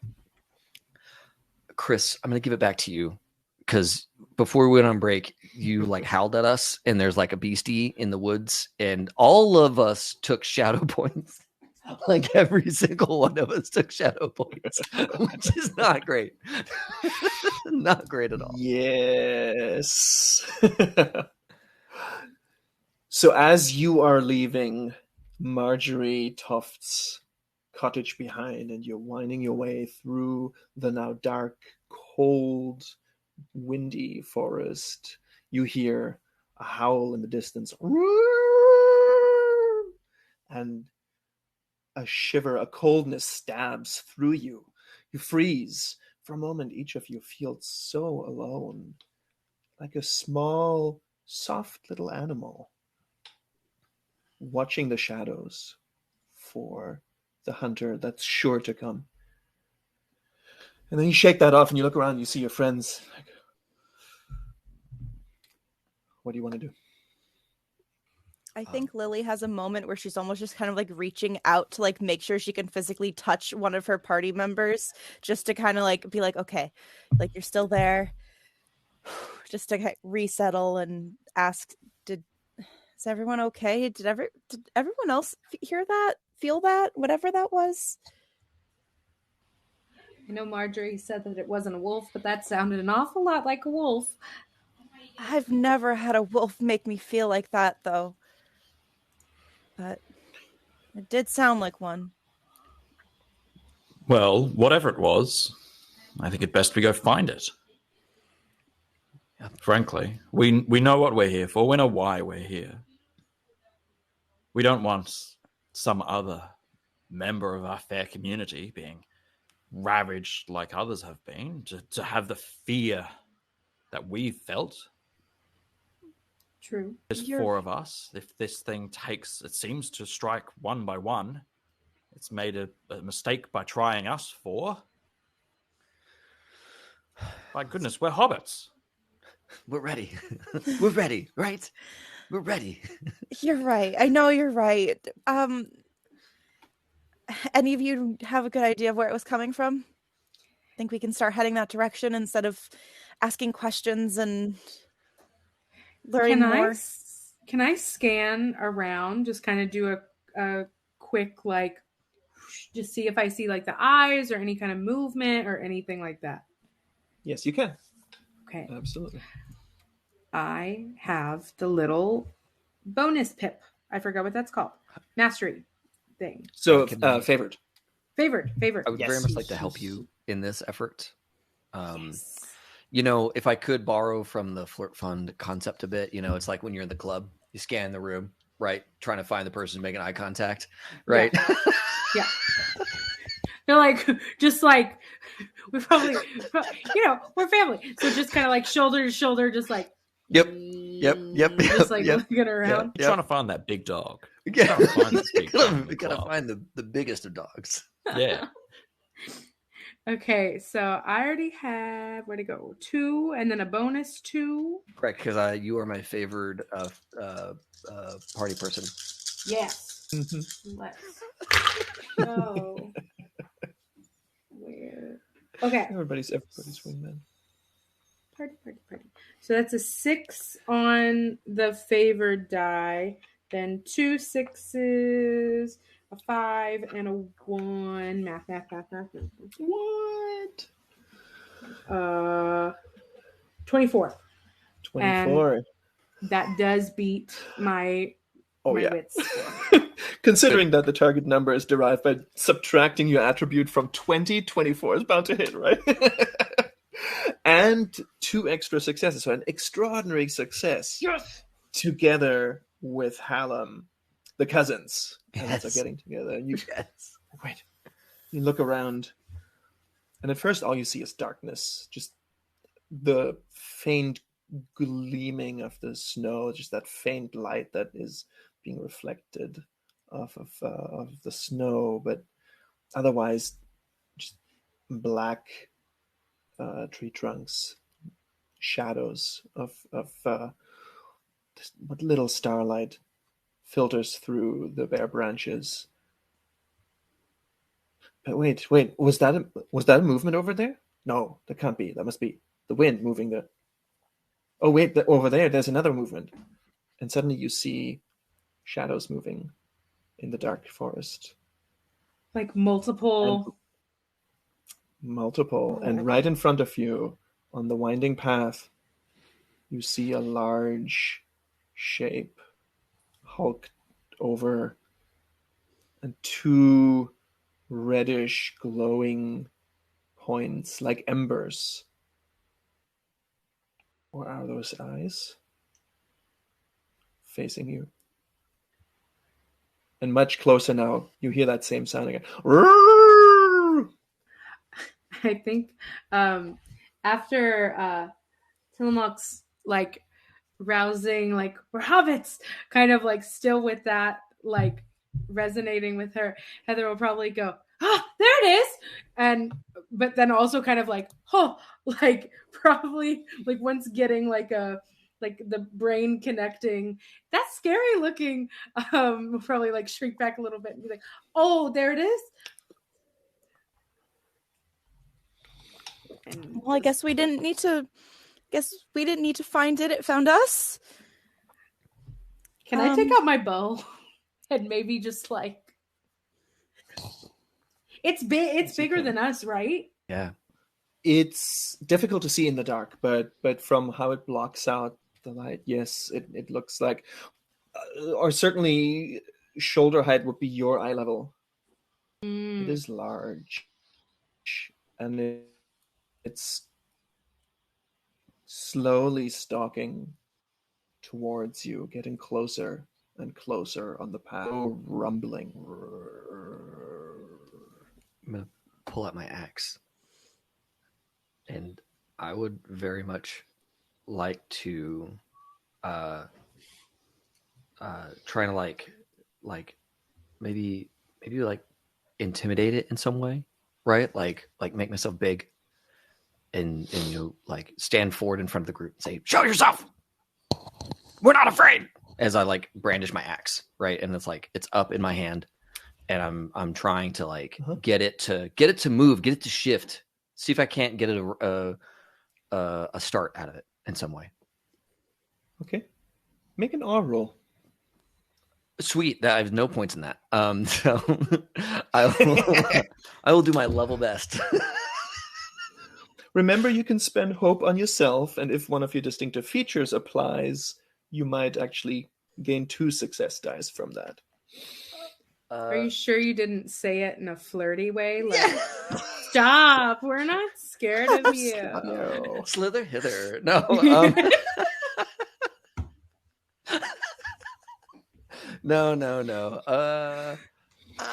How about like true-hearted? Could true-hearted come into play here? Of like just trying to be brave in front of like certain terror. Mm-hmm. Okay. Yeah. And you're thinking you've got to protect your friends, right? Yeah. You've got to stand. You stand forward. Absolutely. You are a warden. Absolutely. In Breland. So yeah, sure. Okay. What's your current pool at the moment? Well, I'm at a am I still at a -1? No, because that was because of the that was just with so Marjorie. I'm at 2. Because I spent a thing because I have no skill in this. So I spent my hope and called upon my true-hearted nature. to gain Right. an extra out of that spend. Well, you're my friend, and I'll throw an extra hope behind you. My ever-present wingman. All Thank you right. so You much, get an Devoke. extra 2. 4. Another point of hope. This is almost like I have skill in this thing now. It's pretty awesome. Yeah, we'll pretend like This you is the do. beauty. This is the beauty of the One Ring. You can just stack these dice pools. It's so fun. Yeah. This is Yeah. good. And This then is you great. might still roll all ones. Yeah. I think I want to Or all call in sixes. my last, be able to turn something into roll my best. A favorite. Mm. Yeah. Favored. I think I'm going to spend Okay. my last favorite. Do on it. All right. Do it. Spend it. Yes. Get All right. me So rid 4 of plus it. favored. Here we go. Yep. Okay. Oh, okay. So there was a 1 on my fate die that got canceled out by an 8. So that's good. Huh? I got a 6, 2 5s, and a 4. So that's 28 Heck plus yeah. one of the thingies. So yeah. very, So very, great- because great I got a success. 6. I got a 6 on one of the Yeah, D6s on one of the success dice. So yeah, I'm scaring this thing and doing something that I needed to do. Maybe give us In an fact, an advantageous position here. I don't know what's gonna happen next, but yeah, it's me. tell me what that looks like. Okay, cool. So I think that Hallam had been kind of trailing behind, right? Had been feeling like bummed about how our investigation went. Obviously, the group did very well, but Hallam personally did not, right? So Hallam was sulking a bit, and all this scary stuff started happening, and something welled up inside of Hallam. This sense of redemption, and this sense of taking command of one's future yet again, right? And Hallam like pulls out his axe and steps forward with his like nice collared shirt and his like leathered vest, right? Sweating in the night, in the humid air of winter, right? And steps forward and he yells with like the force of his breath. You can see like the steam shooting forth, right? Like the frigid air shooting forth from his breath as he like just really gives it all he's got. And like in those motions, like makes space, like gets some of the snow out of the way, right? Get some of the whatever's on the ground just out of the way, and like clears a bit of space in front of him, and shouts with a bellow for a little hobbit, say, "Show yourself! We're not afraid of you!" And like takes a couple of steps towards the darkness, in a very aggressive manner, believing that his cadre is with him. And maybe is leaving them a bit behind in this like show of force and strength. Uh-huh. And that large shape down the path stops for a moment. Stops its progress, its slow stalking towards you. And remember, you had seen some shadows moving through the trees to the left and right of you. And you hear a crunch, a break of a branch or a twig that somebody stepped on. Mm.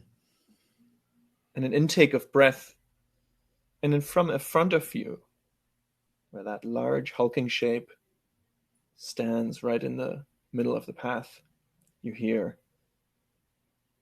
"What the fuck?" And that shape, that what you thought was some kind of wolf, for a moment you think it's falling apart. You've got your stomach churns for a moment as it breaks in the middle and separates into two pieces. And then two figures stand up straight. And you see to the left and right of you in the forest, several other figures step out from behind trees, all of them taller than you, much taller, big folk. You're muttered, "What the fuck? Didn't realize those little buggers could do that. Thinks he's a big man." And out of the darkness comes swaggering what you thought was a wolf shape, two big folk, two tall people with cudgels and knives in their hands. Like, Heard you snooping around. This ends now. Just to be And we're clear, entering yes. sorry, the second that Lily sees it as big people, she will get into her bounder mode and also have her cudgel out. Okay. That's something where, like, as soon as she sees it, she's like, oh, I have to, like, this is my moment, I need to snap into action, kind of thing. So Excellent. there's a bow, there's an axe, and there's a cudgel Yep. now, all in the mix. So we are entering combat, which means a number of things. First of all, that we want this beautiful combat tracker. That was created by one of the people in the community. So combat begins first. You were not surprised. In fact, for you prevented any sort of surprise attack on yourselves, not least between the Heather and Hallam catching the movement among the trees, and then Hallam stepping up and halting the progress of these two folks in the middle of the way. Which means we start with a volley round. Anybody who has anything to throw or shoot can do so. And because you're close to each other, you'll get one round of opening volleys. Okay. But the way that works is you use your combat proficiency and you roll in the same way that you'd roll any other skill roll. You can spend hope on yourself, though you can't use your distinctive features. It's one success die extra or nothing. You can't help others.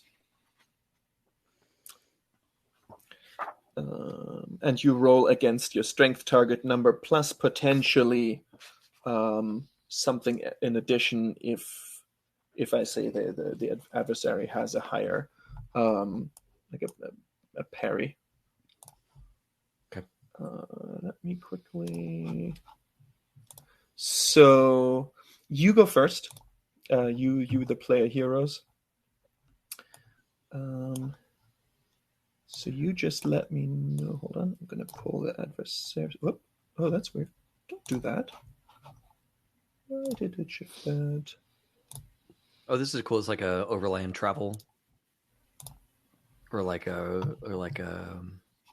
like this sheet here. The Scout Lookout Hunter guide. Yeah, all these maps are so cool. Hold on a sec. There we go. There you go. Ah, yeah.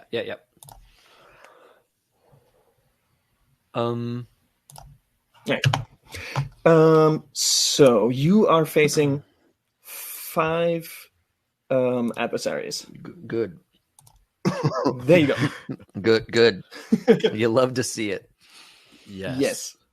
5 folks. Do we have 2 on the path in front of you. 3 you see among the trees. Cool. All Who would right. like to go first? Well, I have a volley option. Yo. I have a bow. So let's target the people in front of us, shall we? And go with them. Okay. Should I place myself in the combat stance in the volley, or is that only when it's... No, that comes for later for actual For close melee. combat. So right now you're just shooting your shot. Yep. Beautiful. Well, I'll Yeah. spend a hope on myself. Yeah, use that flirt fund, man. Shoot your shot. Yeah. Hey. No, so wrong. Not That so comes much, after. That comes. Yeah. I seduced the bow before I just be good for me, please. So I've got It's 3 really like- pips in total with my hope spends, and let's see what we get. This is when we find out your bow is a brat.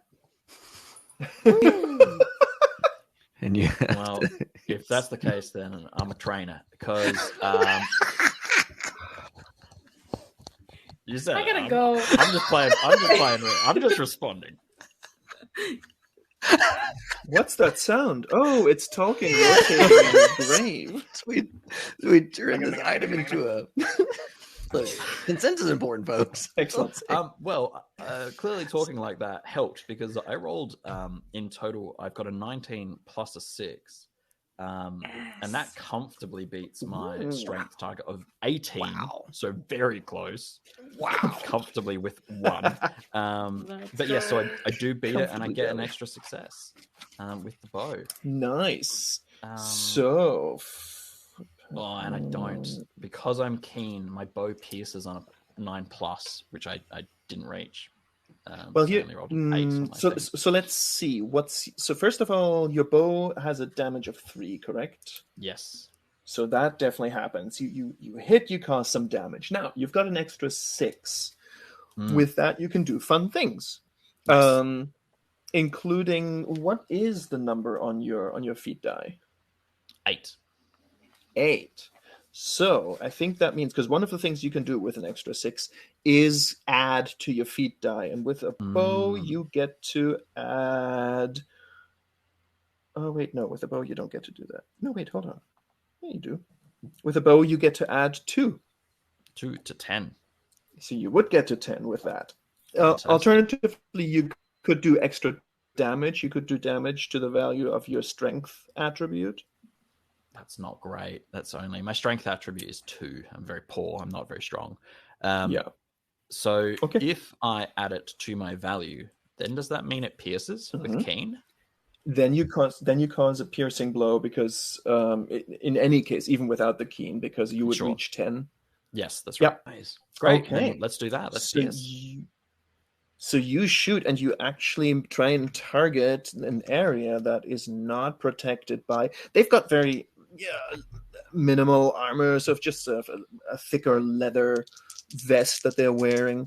What's the? Oh, never mind. I don't even need to know what the injury rating. Yeah. For shits and giggles, what's the injury for your 14. for your weapon? 14. 14. Yeah, rolled a 5. Wow. So that does not. You'll watch as Tillamook, who is a scholar and a gentle person and a fishmonger, pulls an arrow, shoots, and right through the throat. One of the figures in front of you on the path goes down gurgling. Who would like to go next? Like fish in a river. Let's go, hobbits. I have a volley option if nobody else does. Go for it. I'm going to maybe, can I retcon just a little bit and say that in my other hand I had my walking stick, which is really my spear, and I want to, get it around and then heave it at the person that's in front as well, the one who's not dying from a neck wound. The one next to them. Absolutely. You don't want to just shoot the guy that's already down and just know, like make a point, like feels like don't fuck with us. It feels like that'd be maybe going the other way, getting them more mad at us and less terrified of us. I mean, opening round, a hobbit kills a big person, dude. That's why I invited him. I called you all here today. Read that chapter. Read that chapter at the end of The Lord of the Rings, The Scouring of the Shire. That's exactly what some of the hobbits do. Yeah, the brandy bugs go hard. That's so good. Yep. All right. Yeah. So I got spears, and I also would like to spend a hope on myself. Because do it. Why not?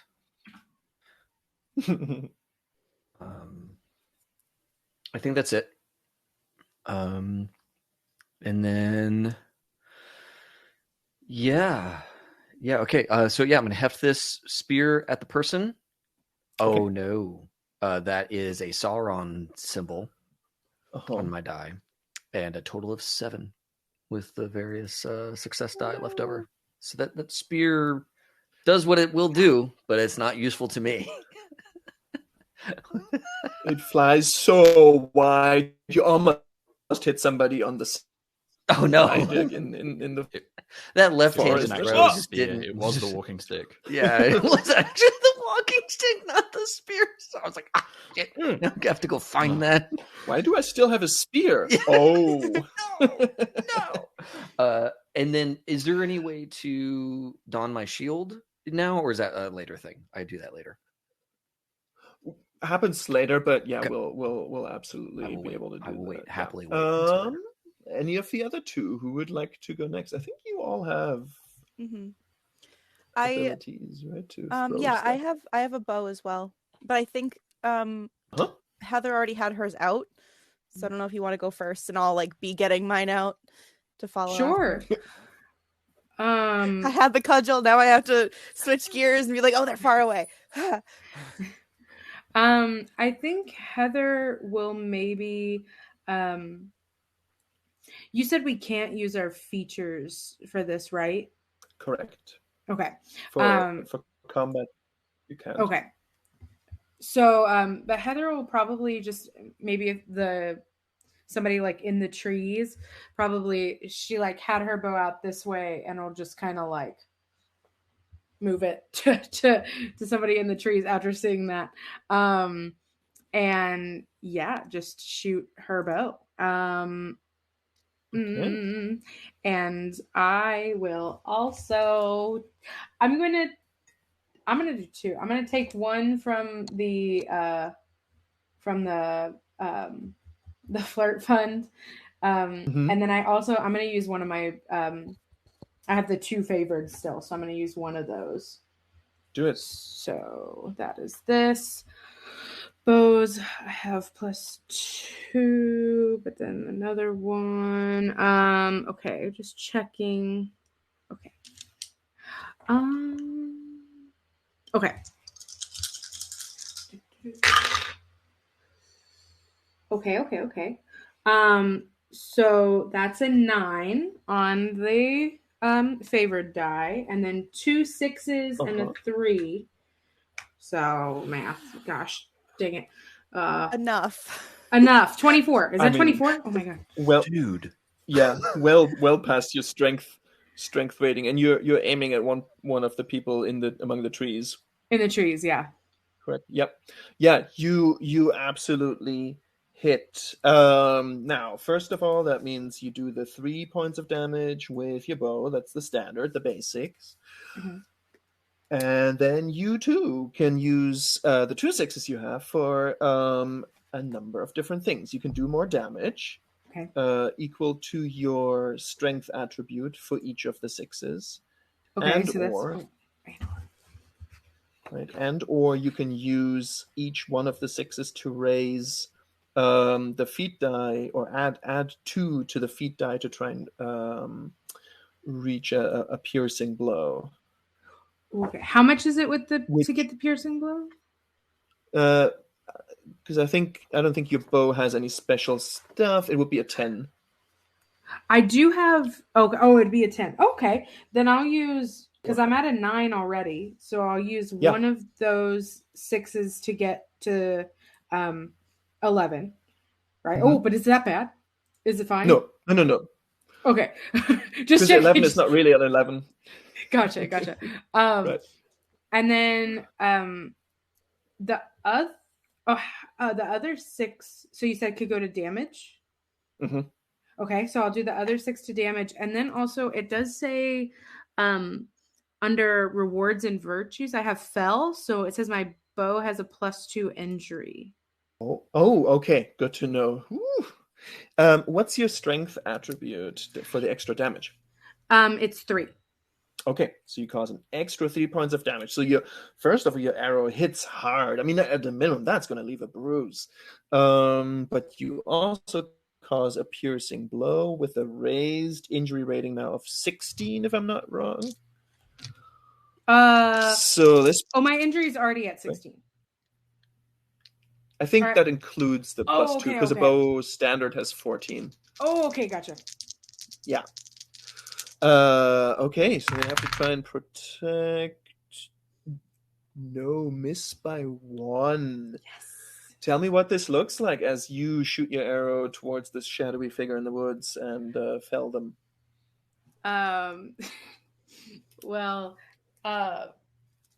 yeah, after just seeing like the one go down, just she'll immediately make a mental note of, oh, we're doing this, okay, and then just turn to the other one and shoot, and just kind of like look forward and be like, oh, people, that's not scary. And just kind of go for just kind of like let it loose and yeah. You don't even know where the arrow hits, but you hear this, and the figure just keels over. Last but not least, Lily. All right, let's hope that I have the same kind of luck. So I have my bow. I think Their like luck, I said, not my luck. Their luck. Yeah. Sorry, just to clarify. The two successful people, I want to mirror that. That's what I'm emulating here. That's what I'm manifesting. Yeah. Sorry, David. It's awesome. It's so good. So okay, so I have a bow. I think I had the cudgel out. I was thinking cudgel because I was like, oh, like big people, I need to, like do my duty, and then realizing that we're doing full on battle, I have to take out my bow instead. I have 2 in bows. And then I think I am also going to use my second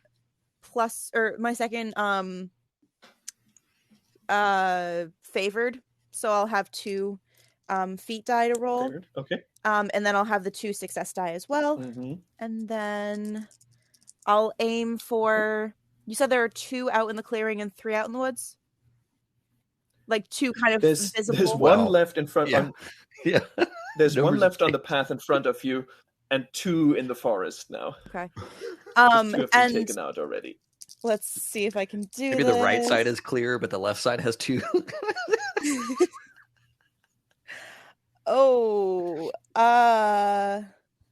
That doesn't make it, but there's a success in there. It's a 5. So 5 is my highest for the feat die, and then plus 7. So math is 12, and I need a 15, but there's a 6 in there. I know. And yet your arrow sails wide. You got my luck. Good job. No, that's not what I wanted. Can I say that I said something intimidating before I let the arrow loose, though? Because I've dealt with big people before. I'm sure authoritative against them, but what do you say? I say, I've dealt with you in my land before, and I don't know why you all keep coming back, but you need to go away. Mm-hmm. And just kind of make it sound like we're very successful in getting rid of them. As you let fly your arrow, and you hear it sort of chick, chick, chick, and bounce off of a few trees in the back. I think Hallam is in front, right? He did the axe thing, and he watched one die. He heard another die. I think Hallam's gonna look back at the group with this what are y'all doing? It's you already killed 2 of them. What are we doing? So not a bad opening volley. You one-shotted 2 of these people. Scared of the people behind him. You hear a voice from one side in the forest. We're gonna let these little ones just take us out like that, Adam. And 2 arrows whistle out of the darkness. One from down the path. That's going to go towards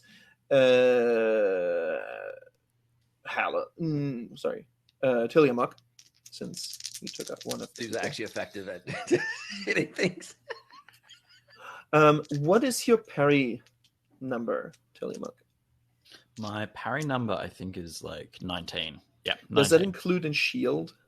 It does. So 18 is my base. So 18, okay. Yeah.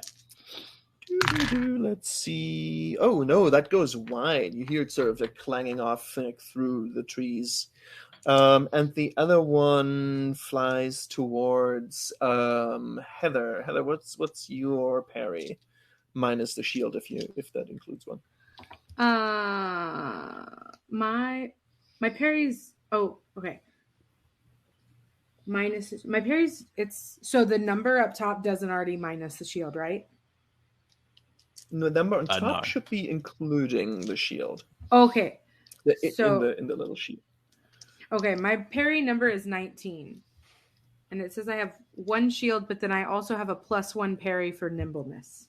Yeah, well, that one is included, but the shield shouldn't be included. So so it's probably then 18 as well. Is that correct?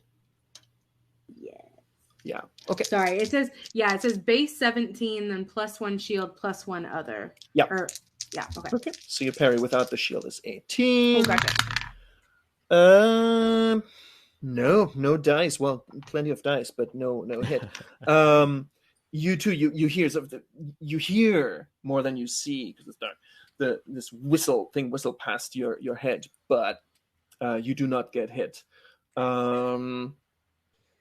Heather will respond back to Hallam after that happens and goes, "See, disrespect." And I think one more, since we have 3 folks left, goes at definitely Hallam because he stood forward and puffed out his chest. What is Hallam's parry? 18. And that doesn't include a shield? Correct. With the shield, it would be 20. But without it, okay. It's 18. Oh, that's right. He's got a big shield. Yeah. 18. Man, they can't hit anything. Yep. We can't one. either. I don't know. You've been a lot more successful. We've done well.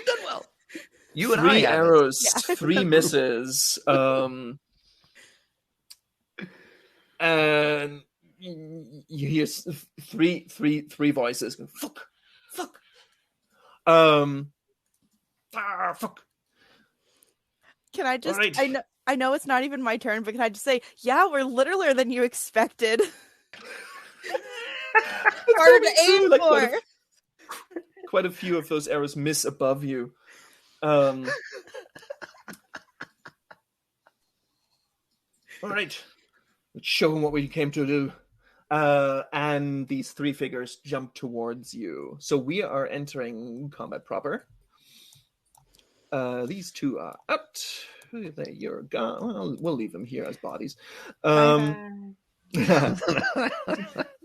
Bodies to loot, hide behind, reanimate. Two things will happen.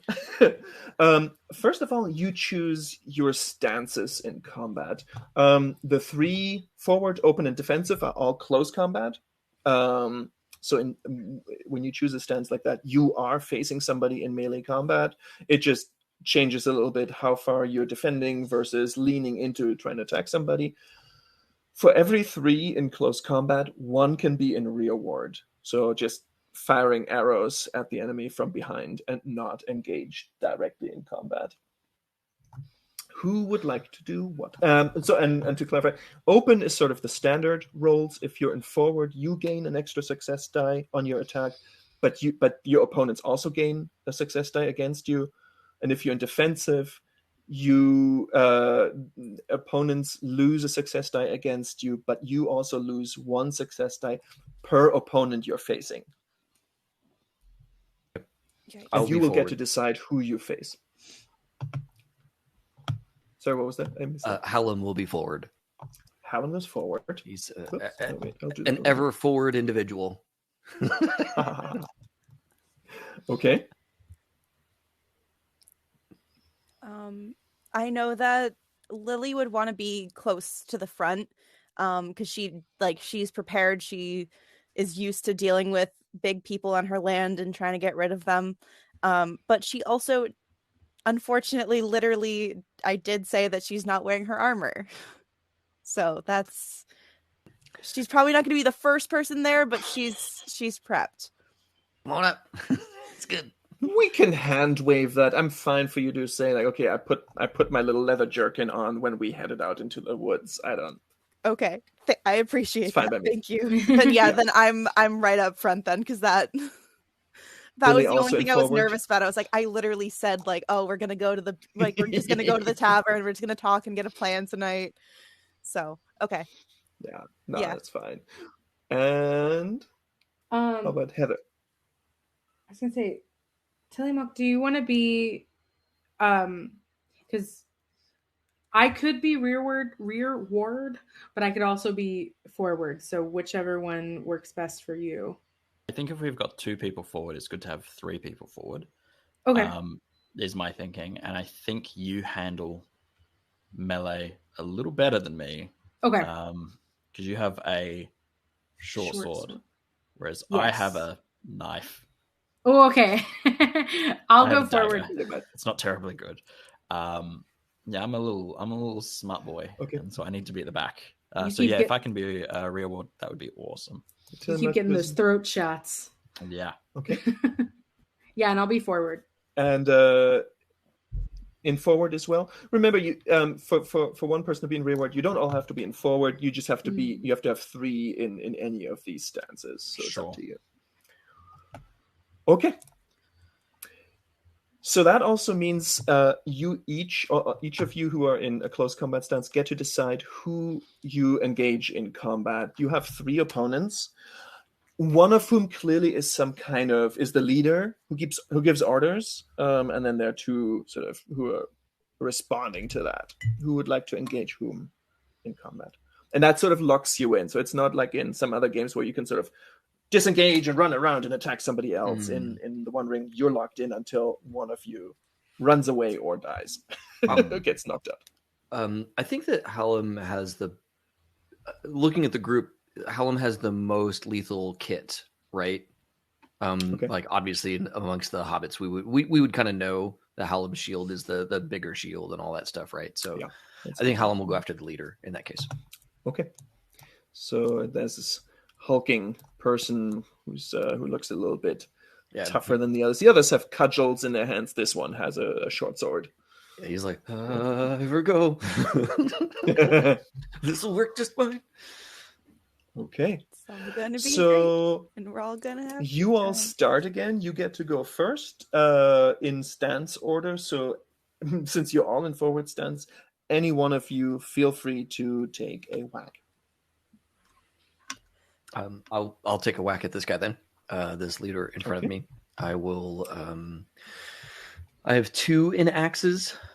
I think I'm going to spend 1 more hope to give myself a 3. I'll let you know you will have to meet your strength target number +1 because he's actually a little bit more nimble. Okay, cool. So that gives me 3, and then because of my forward stance, I actually get a 4th, right? That's right. You get an extra die now because you're forward stance. I will appreciate that here post haste. All right, let's roll it. Hey, that's a 20. Yes. So that's an 8 on the big dice on the feet die, and then no 6s, but 5, a couple of 3s, 20 total. Yeah, you definitely hit. What is the damage for your? Damage axe? Is 5 for the axe. Okay. And there were no 6s, and you said an 8 on the feet die? Correct. Okay, so also no piercing below. But you connect. Right? It's awesome. Maybe the flat of the blade, you smack him in the side, like oof. Push him with the shield, something like that. Mm-hmm. Okay. Cool. Yep. I'll take it. All right. Next. Who would like to go next? Lily will have a moment where she's kind of deciding which, like she already had the cudgel out, she already put it back, she already took out the bow, shot, missed. Now she's taking out her sword of like, oh, okay, like this is like serious fighting. This isn't just like a hey, like get off my land. It's okay. So she'll take out her sword. She is also going to spend a little bit of hope on herself because she's just, this is a little bit more of a different situation than she's used to when she deals with big people. I feel like this is kind of one of those things where she is used to just kind of, maybe there's 1 or 2 of them, but now she's getting jumped in the middle of the night. And it's a threat that is, if they're the reasons that so many people have left, then she wants to make sure she makes a statement here. Okay, so I rolled a 9 on my feet die, and then 2 4s and a 3, so that is 12, 18, which matches, which is better than her strength. And she's fighting, basically, I think everyone is just choosing one of the 3 that are still left, and so she has one of the side ones. Yeah. Yeah, so I mean, you could, yeah. You first have to sort of everybody has to take one on who's not engaged yet, not attacked. So because Hallam says he's going to attack the leader, the two of you would by default attack, engage some of the other Sure. the ones following orders. Two women who are coming towards you with cudgels in their hands. So you hit. And what's the injury rating the damage for your sword? 3. 3. So you hit, and you didn't have any 6s, right? No, I didn't. How many d6 did you roll, No, out of curiosity? 3. You've got So an I had- extra one. Because you spent a point of hope? Yes. Yep. Yeah, you're forward, so you get an extra one. Oh, Oh, that's right. There's an extra die. Yeah. okay. Nice. Thank you. So you can roll another one. It's a 3. Damn. I was hoping for a 6. I know. right? Thank you for reminding me of that, though. No, it's all good. It's all good. New system. And your feet die was what was it, a 9? It was or a 9, something? yeah. So I close. know. Okay. Yeah. Well, again, you hit though. You smack them in the side or you stab, and they sort of I mean, you feel as if their leather jerkin catch what your sword, the tip of your sword, and you don't poke through, but bruise definitely. Finally, Heather. Yeah, Heather's just she's gonna have out her short sword and go after this other woman and just kind of say, you think you're the scariest thing in this woods? Ha! And just kind of like go to jab. Yeah. And so she has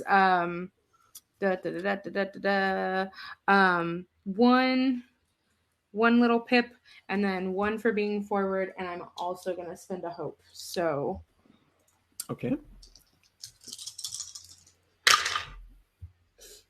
okay, so that's a 7 on the favored, 2 5s and a 2. So Oh, real quick. 19. 19, yeah.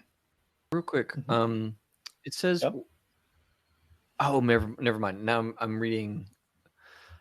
I was trying to figure out more things around forward stance, and I found a thing for dwarves that makes it really awesome. So never mind. I was like, oh my god, why are we doing this? Like, it's for dwarves.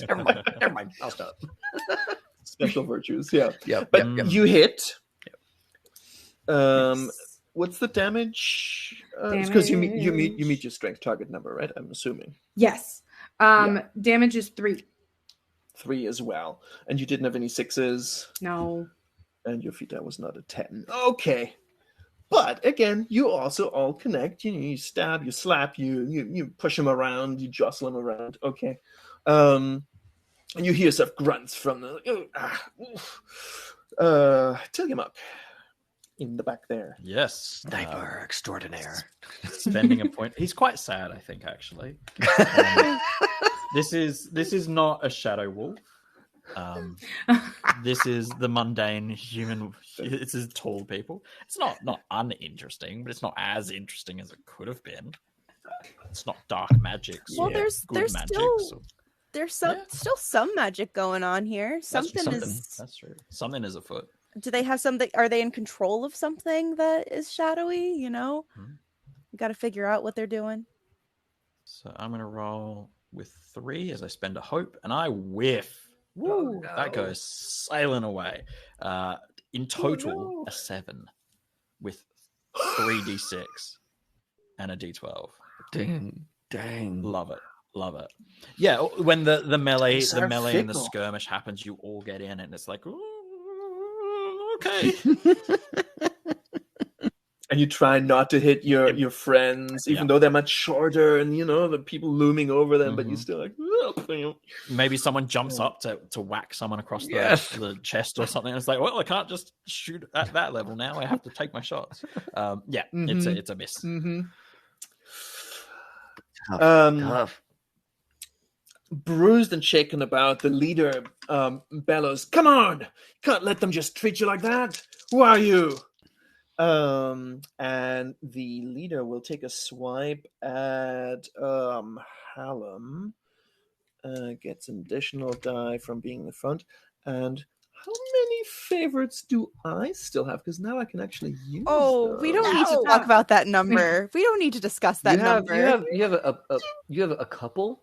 I think you have a lot. I think I used Like one. I think I only 3 used or 4 if we have to Yeah, count. somebody should tally that up in our little. No, I but you certainly have one to do spend have now.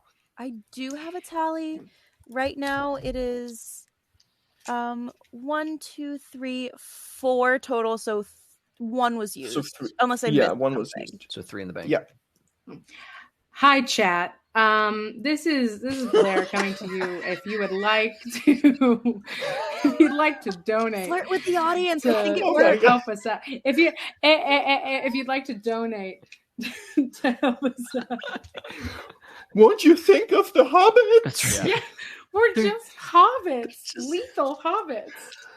Anyway, that chief, that leader, takes a swipe at Hallam. What's Hallam's parry now? Is it 20? It's 20 now that I've got my shield out. 20 is a tough target number. All right, let's see. Let's see what we can do here. As Hallam ducks Oh. behind the shield as much as they can. Oh no. But it's an Eye of Sauron, which for adversaries is an auto success. No! Oh no! Oh no, evil's winning. Lucky you. Doesn't it always? Lucky for you, no 6s in there. So Hallam, first of all, you try and duck, but that short sword, you don't quite see it coming. It's too dark, and you take 3 points of damage. Okay.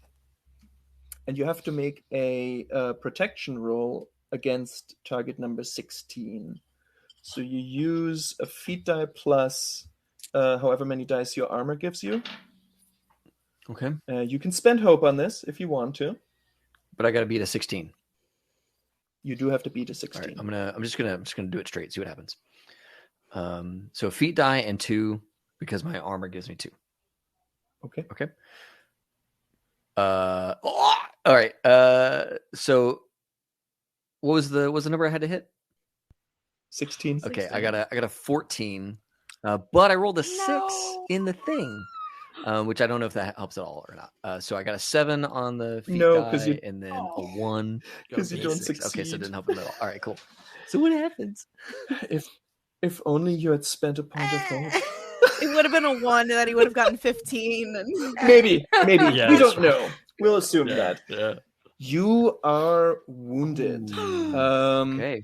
The sword not only circumvents your parry, your shield, your defenses, but you feel it jab in and sink in underneath your armor. You have to roll a d12 for me, a feat die, to see how bad this wound is. 7. Okay.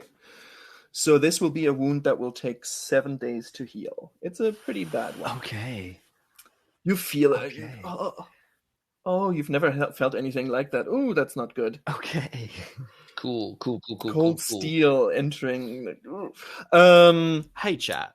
Yeah. Thanks. Rich gave 1 success to anyone who needs it.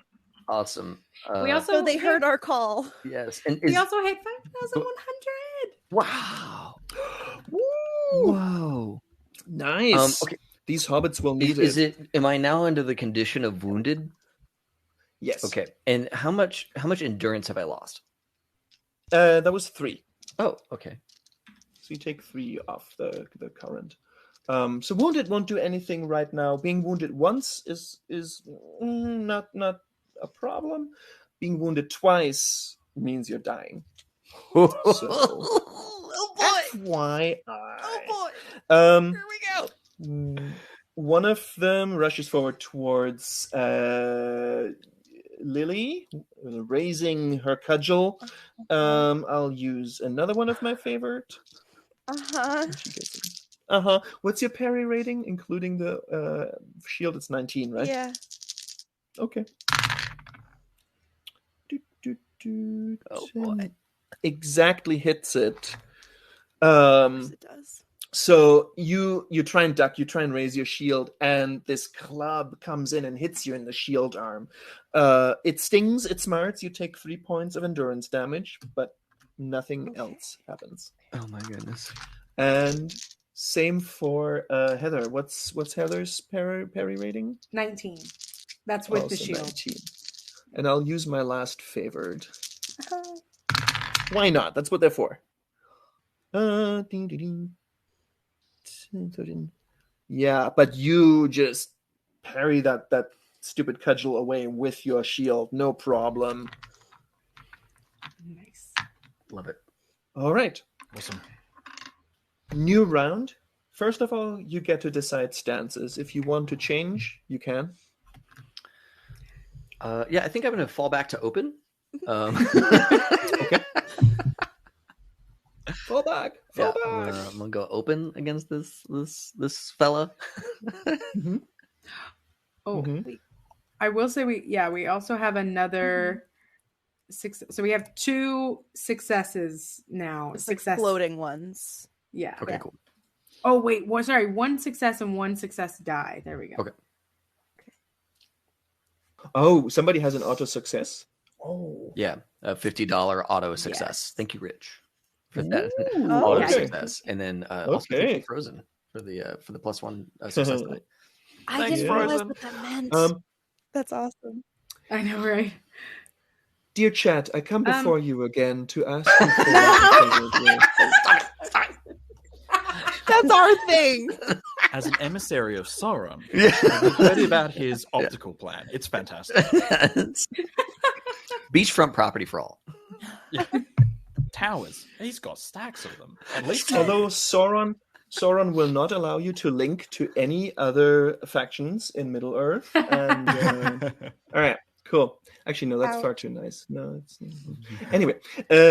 Lily and Heather, do you want to change your stances or do you want to stay where you are? I'll stay sturdy. I'm gonna say 2. Yeah. Okay. Yeah. And Can I how about move in Tilia front Mug? of me? I'm staying in the back. My Okay. armor and attack is not great. Arrows are best. That means either Lily or Heather gets to go first. Nose doesn't go. Okay. Well, that doesn't. Okay. Okay. Let's see. So I'm forward, so I have an extra die.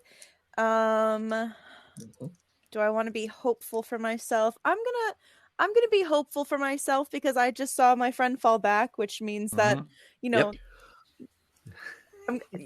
I gotta be hopeful for myself here. Yep. Gotta make sure that everything's going well there. And hobbits are so hopeful. Exactly. I have plenty to go Like around, fountains of hope, all of us.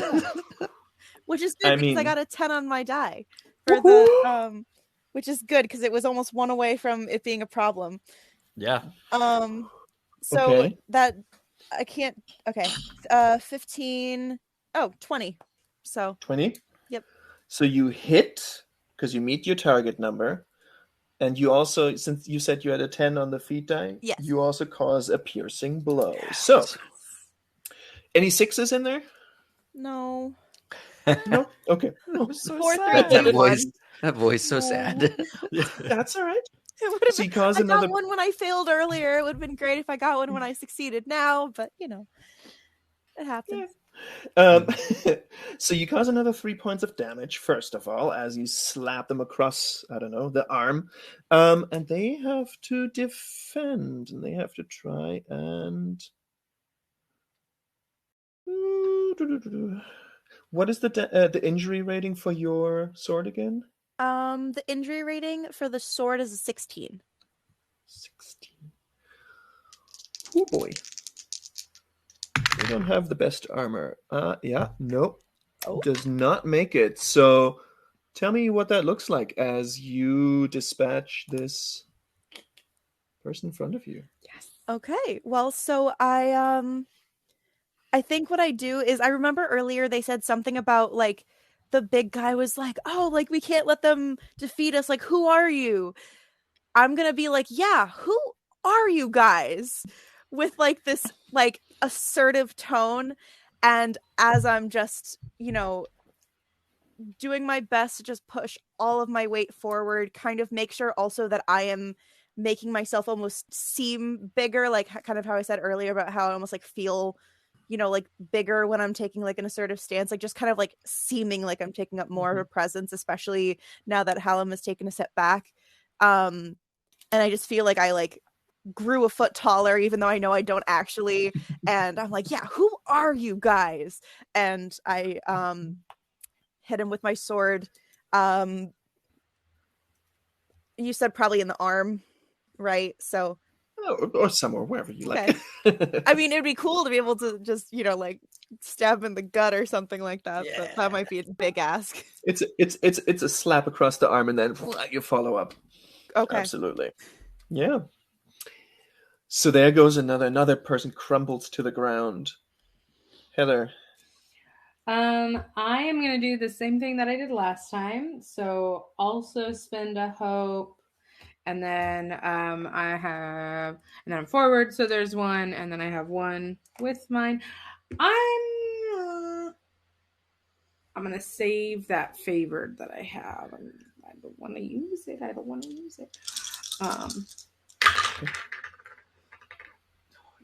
It did like a spin around like a top, and that was terrifying.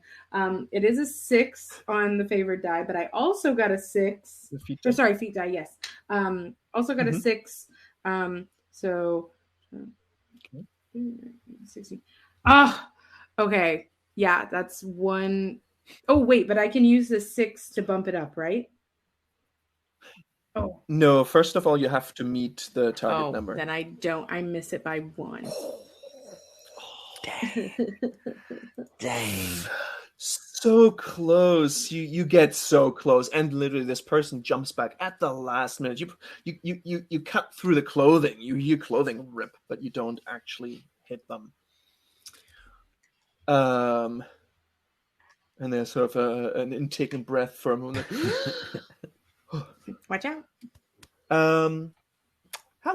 Hallam is going to still attack the leader in front of them, even though they're not doing so recklessly anymore. I do want to spend the success die. There's a couple of success die up for grabs for us, right? There's the auto success as well. Well, I think I'm gonna use this auto success to save one of our lives. when we have to roll the don't get injured or don't get wounded. I could have really used it then, so I'm gonna use just more success die if I can here. We have one floating success die, and I think all of us got 2 favored rolls at the beginning too. I've spent my 2 favored rolls for sure. He's spent his so I'm favorite. Unless we had new ones. It was just 2 from pretty early on. Okay. I'm also not sure how many we had in the flirt fund. There was like a whole barrel. There's a whole lot of stuff in the. I might take one out of the flirt fund if I might, if that's okay. You got to flirt with the leader. Yep, that's right. It's like you come here often. So muscly. Do you work out? I will spend a hope on myself. Okay. So that should get to 4. So I got 2 Naxes, 1 from my own hope, and then 1 out of the flirt fund. So let's see how this goes. Hey, it's a 6 on the feet die, but another 6, 5, 2, 3, so 22 total. 22, and that easily meets your target number +1. So you hit first of all, and that's a 5, right? 5 damage with that axe. Correct. Man, axes, when they hit, they're mean. They mean Yep. So, what do you want to do with that extra 6? What are my options with it again? With an axe, you can either add extra damage equal to your strength attribute. You can increase your parry for the rest of the round by 1, or you can add for some reason no, axes can't add to the pierce, but you have a shield. You could do a shield thrust instead. Can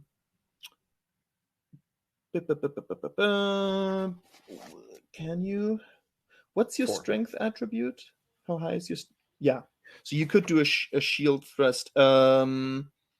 and that would mean that your adversary would lose 1 success die from their attack against you. So do 4 points extra damage, increase your parry by 1, or push them back so they lose 1 success die. Nice. Let's see here. I will have done 10 by now, plus another 4. I'm gonna go with the shield bash. So yeah. So I'm gonna say that Hallam like steps forward, swings with the axe, and then knocks them off kilter a bit with the shield, and is making them on the back foot just a little bit, and is he's probably gonna say stuff, to be brave. It's like, get out of our forests. You're not supposed to be here. We can smell you a mile away. We knew you weren't a dog. Kind of thing. And you can see for a moment almost a little bit of fear as you this little but pretty stocky guy, just push him back, and he's actually off balance for a moment. Quite surprised, and there's a moment at least of doubt in their face. Love it. Tillamook. I am going to use one of my favored because I haven't used any of those just yet. Okay. And I'm going to use a point of hope. Just driving through that hope. And I'm going to shoot at the leader, if I may. Yes, you can. Fantastic. Great. So you need to meet your strength target number +1. +1. Yeah. In that case, maybe I'll go for one of the other targets. Okay. There. Yeah, it's just the other person. Strength. The target is like 18. That makes it 19. That's a big number to hit. With only 3d6 and a thing there. All right, so here we go. Fingers crossed. Well, that was silly of me. I roll a 10 on my d12. And I also I hit 24, so that's a hit, and it's piercing. So that's 3 damage with a bow. And then an injury. No extra 6s? No 6s, I'm afraid. 4s and 5s. And an injury of 3. Injury of 14. What's it? Pardon. 14, yeah. Okay. Let's see here. Yeah, no. Describe to me, how do you take out this person facing Heather? I think the first shot goes wide. So it goes, oh, of course. A little bit of wind. And just dispatches. It's all like there's no emotion in here. It's all big brain. Step through it logically. Logic. Try and angles, other mathy sort of things. They got a big artery trained as an right artist, here, right? not as That's where I'm going. Person. Say again, sorry. They've got a big artery, like right here, right? Yeah, that's where I'm going. It's more flesh. It's actually easier. It's so big. Yeah. So your aim is true this time. You take the wind into consideration and you hit exactly in the right spot. A short scream, and then this person too crumples to the ground. Hallam, you now see genuine fear in the leader's eyes. He's looking around. What the fuck? What? And he comes forward with sword raised, like, tries to hit you, loses 1 die because of your shield thrust. And he no longer has the extra because I'm no longer forward. Yep, exactly. Okay. And your parry is 20. Ooh. Let's see. Misses it by 1. I'll take it.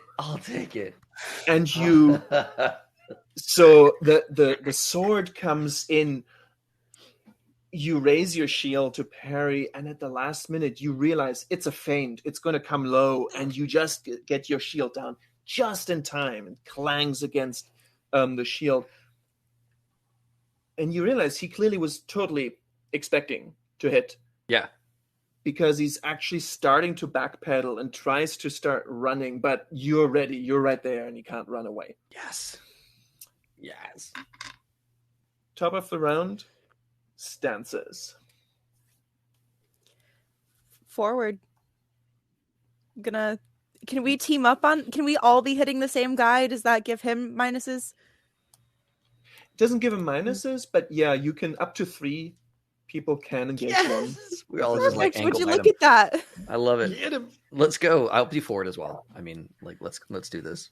Yeah. I will make sure that I'm like after the incident with Hallam, I will make sure that I'm kind of like in like more forward in front of him, so that if there is anyone that he wants to attack, hopefully it won't be the person who's already injured.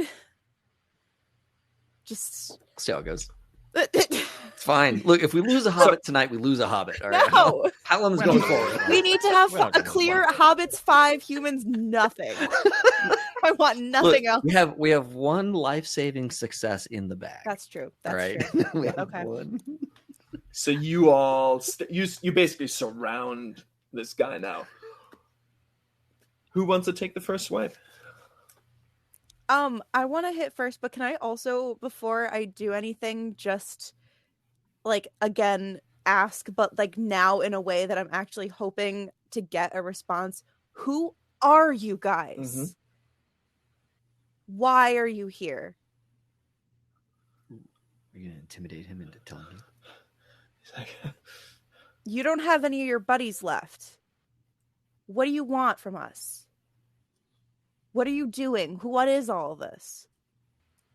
And she has her like, it's funny because she has her short sword like trying to be up at his neck, but she's definitely still too short to reach his neck. So she's like probably like mid chest, but like it's still, I can probably jump and, you know. yeah. Make an R roll. Okay, I have one of those. So that's It's like 1,000% better than me. That's awesome. Can we just... Okay. Yes. For this one, because it's a skill roll, you can. Heather will get kind of like behind and just kind of like with her short sword say like probably want to answer her questions that you shouldn't be running anywhere, and just kind of like adding to that intimidation. And you are my fellowship focus, so that's almost 2. Yes, thank you. And then I'm trying to decide if I should be greedy and use the success die that's floating, or if 3 is gonna do the job. Oh, I spent the floating one. Oh, you did. Okay, Yeah. that's right. Oh, Okay, sorry. that makes it easy for me a decision. Okay. Sorry about that. No, it's okay. You could spend hope on yourself if you wanted to. That's okay because I just make it with a 15. So no 6s, Okay. but Okay. I mean, he's really, you know, sort of trying to keep all 3 of you in front of him, or at least not, you know, able to surround him. And then of course there's also Tillamook with another arrow knocked. he's like a sword of Damocles, just waiting. Just say the word. Yeah. Or don't, actually. Don't answer the question. We're good to go. And so either way we get what we want, but he raises him, he drops the sword. He's like, all right. I give up. I Just kick the stop. sword away from him as soon as he dropped Yeah. it. Okay. What are you doing here? What is all of this? Are you the one that everyone is scared of in this village right now? Look.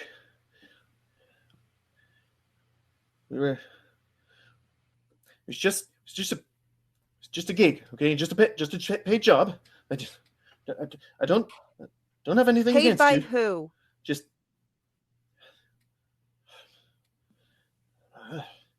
I don't know. He is just one of you folk. I don't know. Just What's the name? some. Oh, I didn't didn't say, did he? Just met up with us down at Sandford and gave us some money and told us go up there and cause a ruckus, make some noise. I can get them to leave and sell the place. Look, let me go. I'll leave this blasted Here's place. what's gonna happen. You make another meeting with this guy. I don't care how you have to find him, but you find him. And we're gonna be there when you meet up with him again. Because I need to know who's causing ruckus in this area, because I've never seen anything like this before. And if it's one of us, I need to know. It's one of yours. I don't know. I don't have any. I have no means to contact him. I was never part of the plan. So you've already been paid. There's no future payment coming your way. No, that's easy enough work until you showed up. I want to enhearten for them. I'm gonna try and flirt and be like, strong boy like yourself. It'd be a shame if you never made it back home. And I think that all of us agree that we would much rather, see folk such as yourself walking around again. Yeah. So I want to see if he'll give up the person. Maybe jog your memory a little bit. Did it look more like me, more like our friend in the back there, or more like one of these two? Surprise, it's Tillamook and he's already running in the opposite direction. just like murking all of us. That's why he stayed back for this. Yeah. Look, This is what Chris and I had plotted from the very beginning. I knew it. Months ago. Foiled. Yeah. So I'm gonna try and engender myself to him, and then see if I can't get more description. Yeah, you said flirt earlier. Yeah. We got a deep flirt flirting over here. is. And I got the enhearten skill. I just want to see Okay, if Alan's Sure. Mojo could work. I'll allow you to use enhearten as flirting. Thank you. You also have to have a redemption as That's well. There has to be some successful flirting. Has to. I'm Let's see sorry how though, this but I goes. don't know if we're being great wingmen right now, because we're trying to True, it's attack true. the You know person what- you're you know trying what to we could flirt do? with. You know what we could do is we could spend that auto success right now Oh my god. to we find can't out do who it that. was. Because that's really the Let's- goal here. I don't Does really he want to Do end up. it. Does he with- actually know though? Is the thing that's like throwing me off. He knows. Dang. Don't think he knows. That like I don't know if an auto success would do. What about an auto success to get a really good description out of him? He doesn't know the name. He doesn't know the person, but he might know enough. He might be able to give us enough so that we could follow up.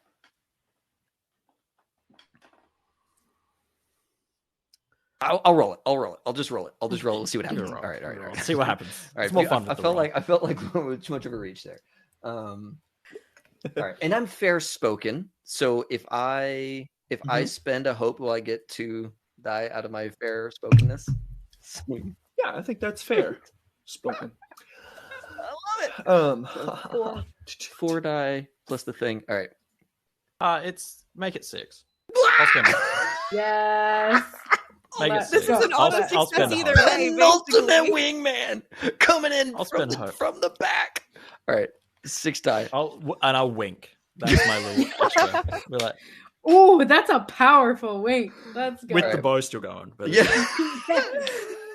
All right.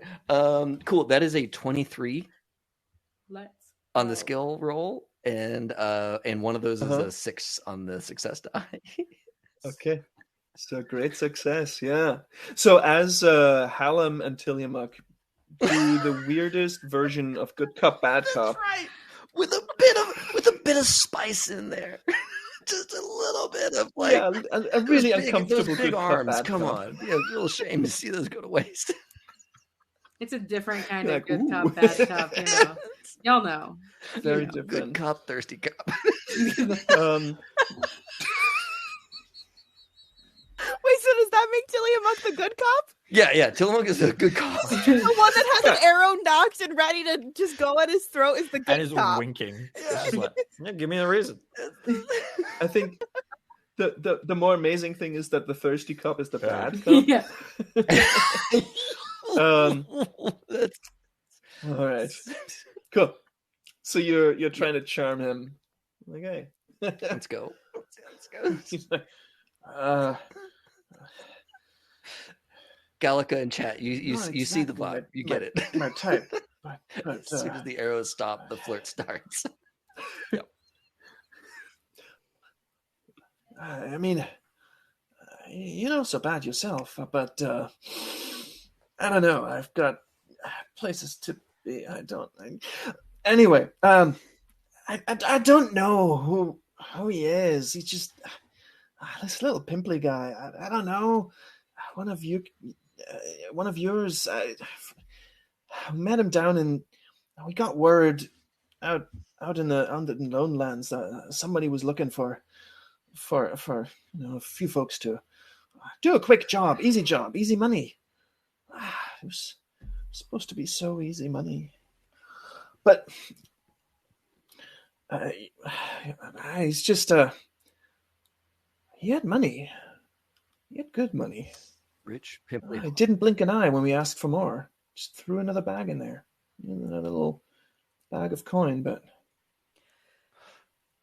look, how did if you I give do you the my money, thing- how did you do the thing when we first the howl?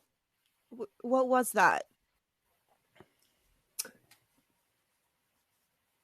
if you look around, the people you've taken out and where they fell, when those two people first separated, you find a fur. It's actually sewn together from several furs, and a large paper mache head. It's basically they did a little horse, except it was a wolf. And there are two little in the paper mache head. There are these two little metal compartments where you can put like little glowing embers, like coals. And the head also has a sort of almost like a little like trumpet kind of deal that you can blow through. You try and you go. You're saying all of us took shadow damage because of two Yes. dudes in a wolf costume? Yes, beautiful. Because you were afraid is why you took shadow damage. We were terrified of this man beast. The shadows can contain anything, including paper mache. It's the most terrifying craft. It's so messy. Truly. Scared out of our Children little in primary schools hobbit all booties. across the globe are scared of paper mache. So do we have enough description of wealthy, pimply hobbit man? Rich at two. Pimples and money. Yeah, down in a certain area, like thinking, I know this is not my item, but thinking back to the almanac, right? Like big notable families in the area. Like, is this enough detail for us as a crew to figure out who it was? I think it might be one where we have to do more research and discover the truth later. Okay. Maybe in a second episode. Yeah, absolutely. Yeah. I will allow one person a roll of what would it be? Can we ask him too what the person said their reasoning was? I think we have that. It's to buy up property. To scare people, at least to scare people off the property, which I think we can infer. To scare people away. He doesn't know more than that, but it was to scare people away. That was the goal, not just to scare, but to scare away. To cause so much ruckus and for as long as necessary until people are leaving. I will allow one of you to make either a riddle or a lore. I'm great at both of those. So I'll make it a lore roll, if that's cool. Do it. Feels appropriate. Yeah. Would someone mind helping? Who? Oh, that's me. Hi. Yeah, I can send some hope. Thank you. So that's two for you. So that's 2 for me. So that's 6 in total, and I'm favored. Oh my goodness, Yeah, I'm 3 pips, and I'm favored. Plus, that's like awesome. Let's go. 1 for the almanac, plus the extra 2 for the hope. Plus 2 Ooh, for that's help. whoa! I rolled an Eye of Sauron for my first, and that gets cancelled out.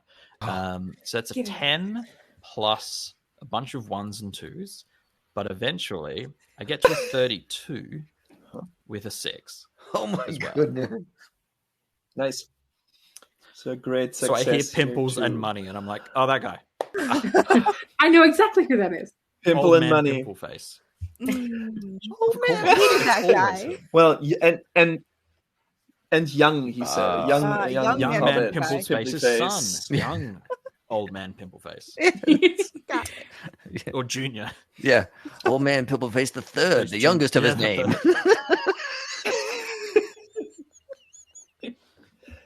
So you don't have any hard evidence, right? Nothing to really hang enough on to ever make a yes. case for it. But there is one wealthy scion of a wealthy and rather notorious Shire family, Lotho Sackville Baggins, who's actually known for being notoriously pimply. Saxville Bagginses. You know what? So- it's not enough for a case, but it is enough for some street justice. Before because Raw. before we because I think this is a great way to round out this one shot. But quick question: what do you do with the tall fella, the big person? I take him out for a date. I don't know. Like, let him go. Go for it. After that, They walk off into the sunset, and the three of us are just like standing there, like putting away our weapons. Like, oh, we have these dead bodies to deal with. We're Yeah. such good Looting wingmen the to body. David. I mean, to yeah. Hallam. I think we tell him that he can take his, if he wants to, he can take his friends off our lands to give them a proper burial. And I presume because he's mercenary type, he's not going to do that. Yeah, he goes, fuck him. Yeah. So then he can get out of here and promise never to come back. I presume is what Lily wants. Lily gives him the bounder boot. Yep. Said, and if anyone ever tries to give you another bounty or another mercenary whatever to come here, know not to mess with this place. Like that. Mhm. That's right. I did also hear I'll be him. looking out for you. I did also hear him almost say, "Hey, I'll give you my money if so. Can we cash in on that?" Well, we do have all of his friends that probably also have some coin on them. I want that one too. We want. Let's cash in on all of it, just to remind him Yeah. there's no that right. villainy doesn't Yeah, stop. we're teaching a lesson.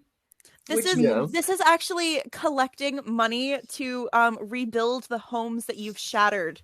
I mean, four of our members of our loved community have left. You know, like we need reparations. Damn sure. All right. It's money that will go to the Trevor Project There it There we is. go. Yes. to protect hobbits.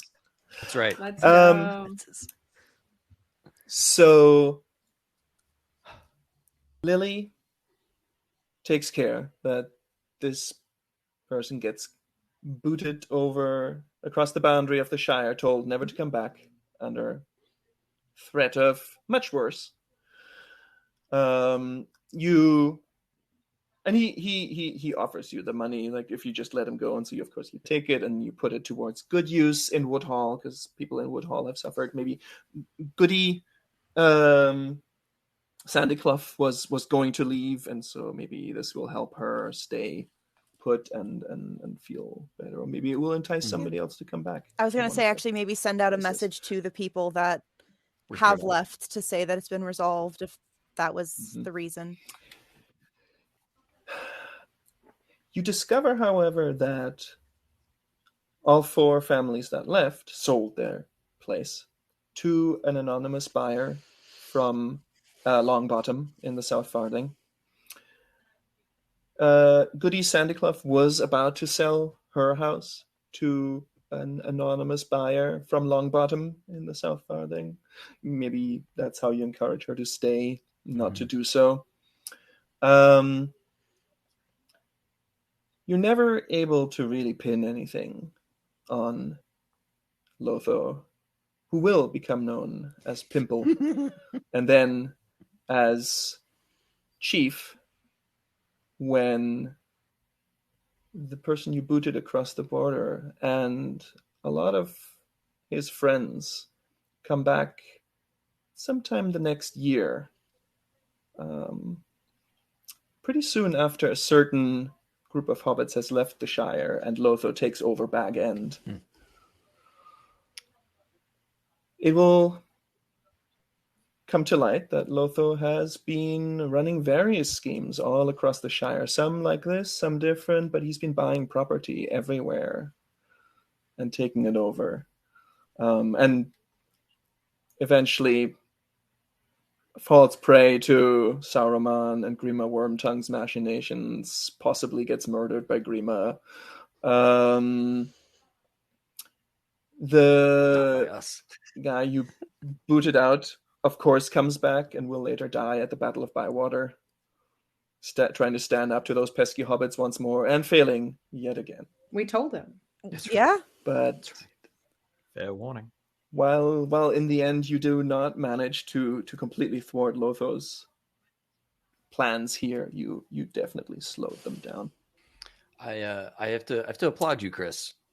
You have yet again made capitalism the enemy of an HSC stream, which is a theme that we have found ourselves. And Saxville Bagginses. And Bagginses, yeah. Just the common enemies of the world and the Lord of the Rings world. Yeah. I'm really just tapping into Tolkien's theme there. Yep. Very good. And that's where we end this. Well done. Awesome. Yay. Good job. So Good job, everybody. Nobody died. Yeah.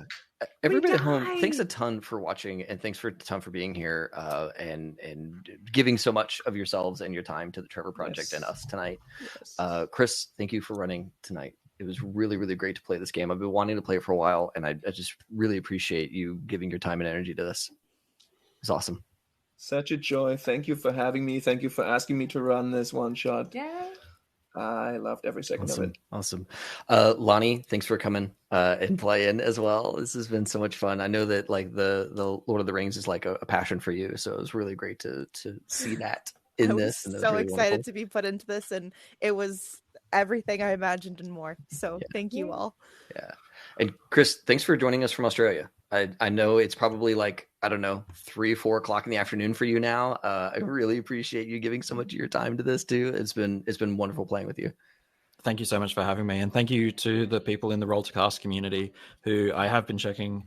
I can see you. Thanks for showing up. Thanks for supporting. And thanks for supporting these guys as well. And the Trevor Project. It's great to see you.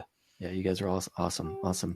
Yeah. Blair, thank you for running this and like doing all the back end stuff along with Katrina and Taylor and everybody who's been putting all this together. It's been really, really wonderful.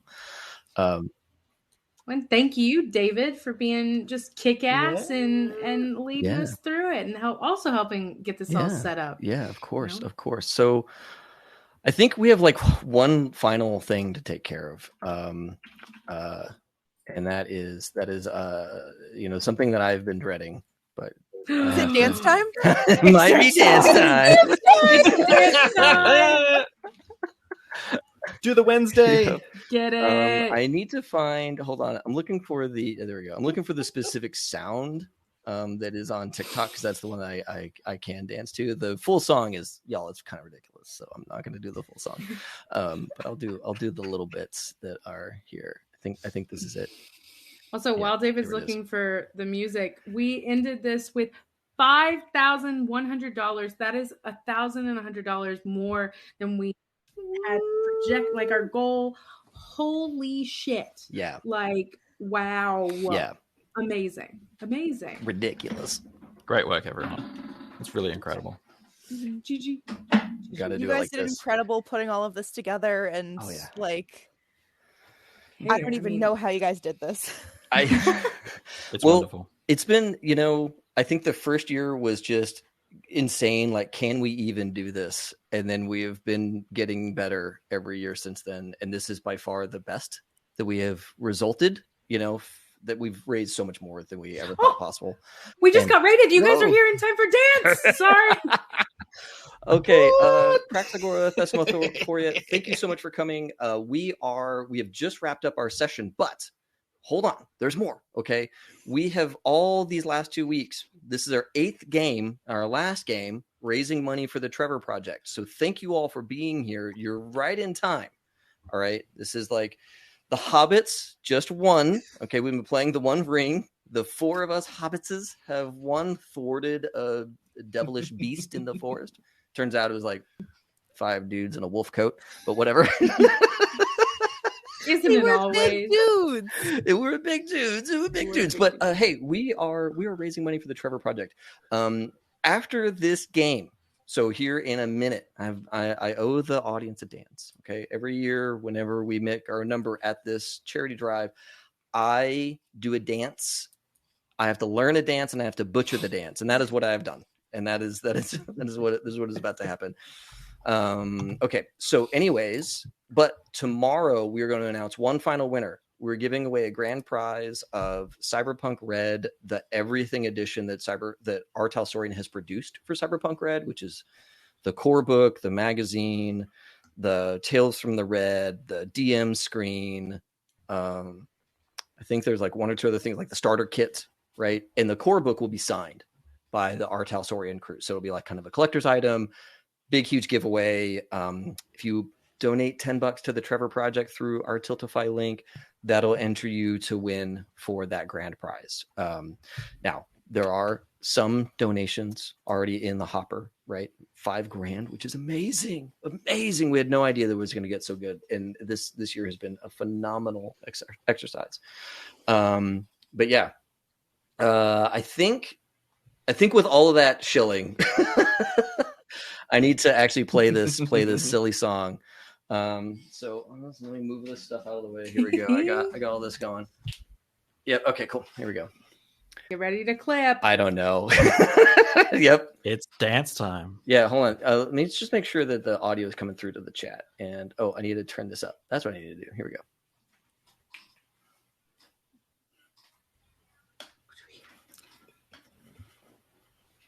Yes. Yes. Channel Yana Susie. That's all I got. That's all I got for you folks. It was awful. But there will be clips of this, as there always are.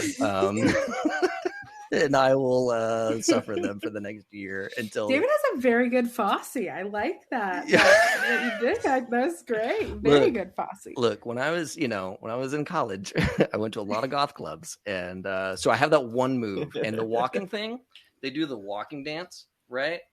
Goth kids love to walk dance. That's how it is. I had a lot of walk dancing in my life. Okay. Thank you. Rich, I don't know if y'all know this, but Rich has been messaging me all day for David Dance. As soon as we hit the target, he was like, man, you got to dance for everybody live, kid. And here we go. So that happened. Okay, let me find some poor, wonderful channel for us to raid. We want to do one final, everybody tell us what you're doing. That'd be great. Yeah, let's do one more just around the horn. Let's go once more. Why don't we start with Lonnie? And then you can pass the buck to the next person. Sure. Okay. I am Lonnie or Looney Shaz. A lot of times I am over on High Shelf Collective, either in the Discord, just kind of chatting about recipes and music and whatever. But I will be in a game on the 21st, which is, I believe, Wednesday or Thursday. I don't know what day of the week it is anymore. Wednesday. Cool. Wednesday. Thank you. Yeah. It's a Santa slasher flick, so it's gonna be bloody. It's gonna be holiday, which is a weird mix, but you know. And then in January, we still have our casting call open for Lost Caravan. You can join us. I will actually be DMing Tales from the Loop for the first time ever, so I'm very excited to try that out and see how it goes. And yeah, hopefully I'll be in more stuff on here at some point too, because I really love the community. And that's me. So I think I'll switch it up. I'll send it to Chris from Australia this time. Howdy. Thanks very much. I'm Chris. I'm from a TTRPG podcast called Roll to Cast. We've got a Discord community, YouTube presence, and all of that that comes along with that. We play different games each season. We're just about to start our Starfinder season, but we have in the past done Vampire the Masquerade, Cyberpunk 2020, and Cyberpunk Red, Pulp Cthulhu, which is a Call of Cthulhu mod, Kids on Bikes, Avatar Legends, and The Witcher. If bite-sized, like 30-minute to 40-minute episodes of music, performers, role-playing is your vibe, chuck it on in the car or on your headphones as you're going to work. Support Australian TTRPGs and Australian TTRPG like content creators. It's Roll to Cast, ROLE to cast. Every season we pay a musician to compose, so all the music, you can download the music. So if you like playing Cyberpunk, there's music for that as well. That's what I'm about. That's what I do. We won an Emmy this year, so come check us out. A bunch of people thought we're pretty all right. Heck yeah. And then Chris. Let's pass to other Chris. Chris of the day. And not in Australia. Hi everyone, I'm Chris, Deserted GM. I run games in Middle Earth for folks. I've got 3 campaigns running through startplaying.games right now, one of which I think is full, but there's still a little room in the other 2. I'm also available to run custom one-shots and games in the One Ring, no matter which edition, or it's D&D 5e translations, Adventures in Middle Earth, or the brand new Lord of the Rings role-playing game. I can run you a game of Middle Earth role-playing MERP if you want to. That's how I got started. And yes. I've got shit tons of stuff. I also do D&D. So hit me up if you want me to run a game for you. I've got a little cozy, not Hobbit, halfling scenario, because it's not licensed, out there, and working on more stuff. So find me on Itch, Drive-Thru, possibly Twitter, who knows how long that remains, Instagram. Yeah. And I'll pass it on to, I think, Blair. Yeah. Hi, I'm Blair _Canadian Moose all over the place. I am here all the time. I actually run the socials for High Shelf and playing games, and we'll see what I'm doing in the new year. Who knows yet? I also play over on Lost Caravan sometimes, and maybe 2000 Tales coming in this year. So bunch of stuff maybe coming up. I will take some of my time to shout out all of our amazing sponsors that helped us this year. We have Artalsaurian Games, Legend Keeper, Elderwood Academy, Necronic Gnome, High Shelf Rich, Magpie Games, Free League Publishing, Ronaldus, and Icarus Games. Oh my God, everybody's so fantastic. I love being a part of this community, and thank you so much for just making this like the best year ever. And a great way to just end it. Like literally, my heart is so full right now, and I'm so honored to know all of you and to get to play games with you guys. It's super fun. It's been wonderful. It's been a really wonderful year. I think we blew away a lot of our expectations this year. A lot of our charities have gone much better than we thought, and this one is no exception. This was really an incredible experience. So yeah, thank again everyone who helped make this happen, on screen, off screen. Everybody put in a lot of effort to make this a special year for all of us. So thank you all.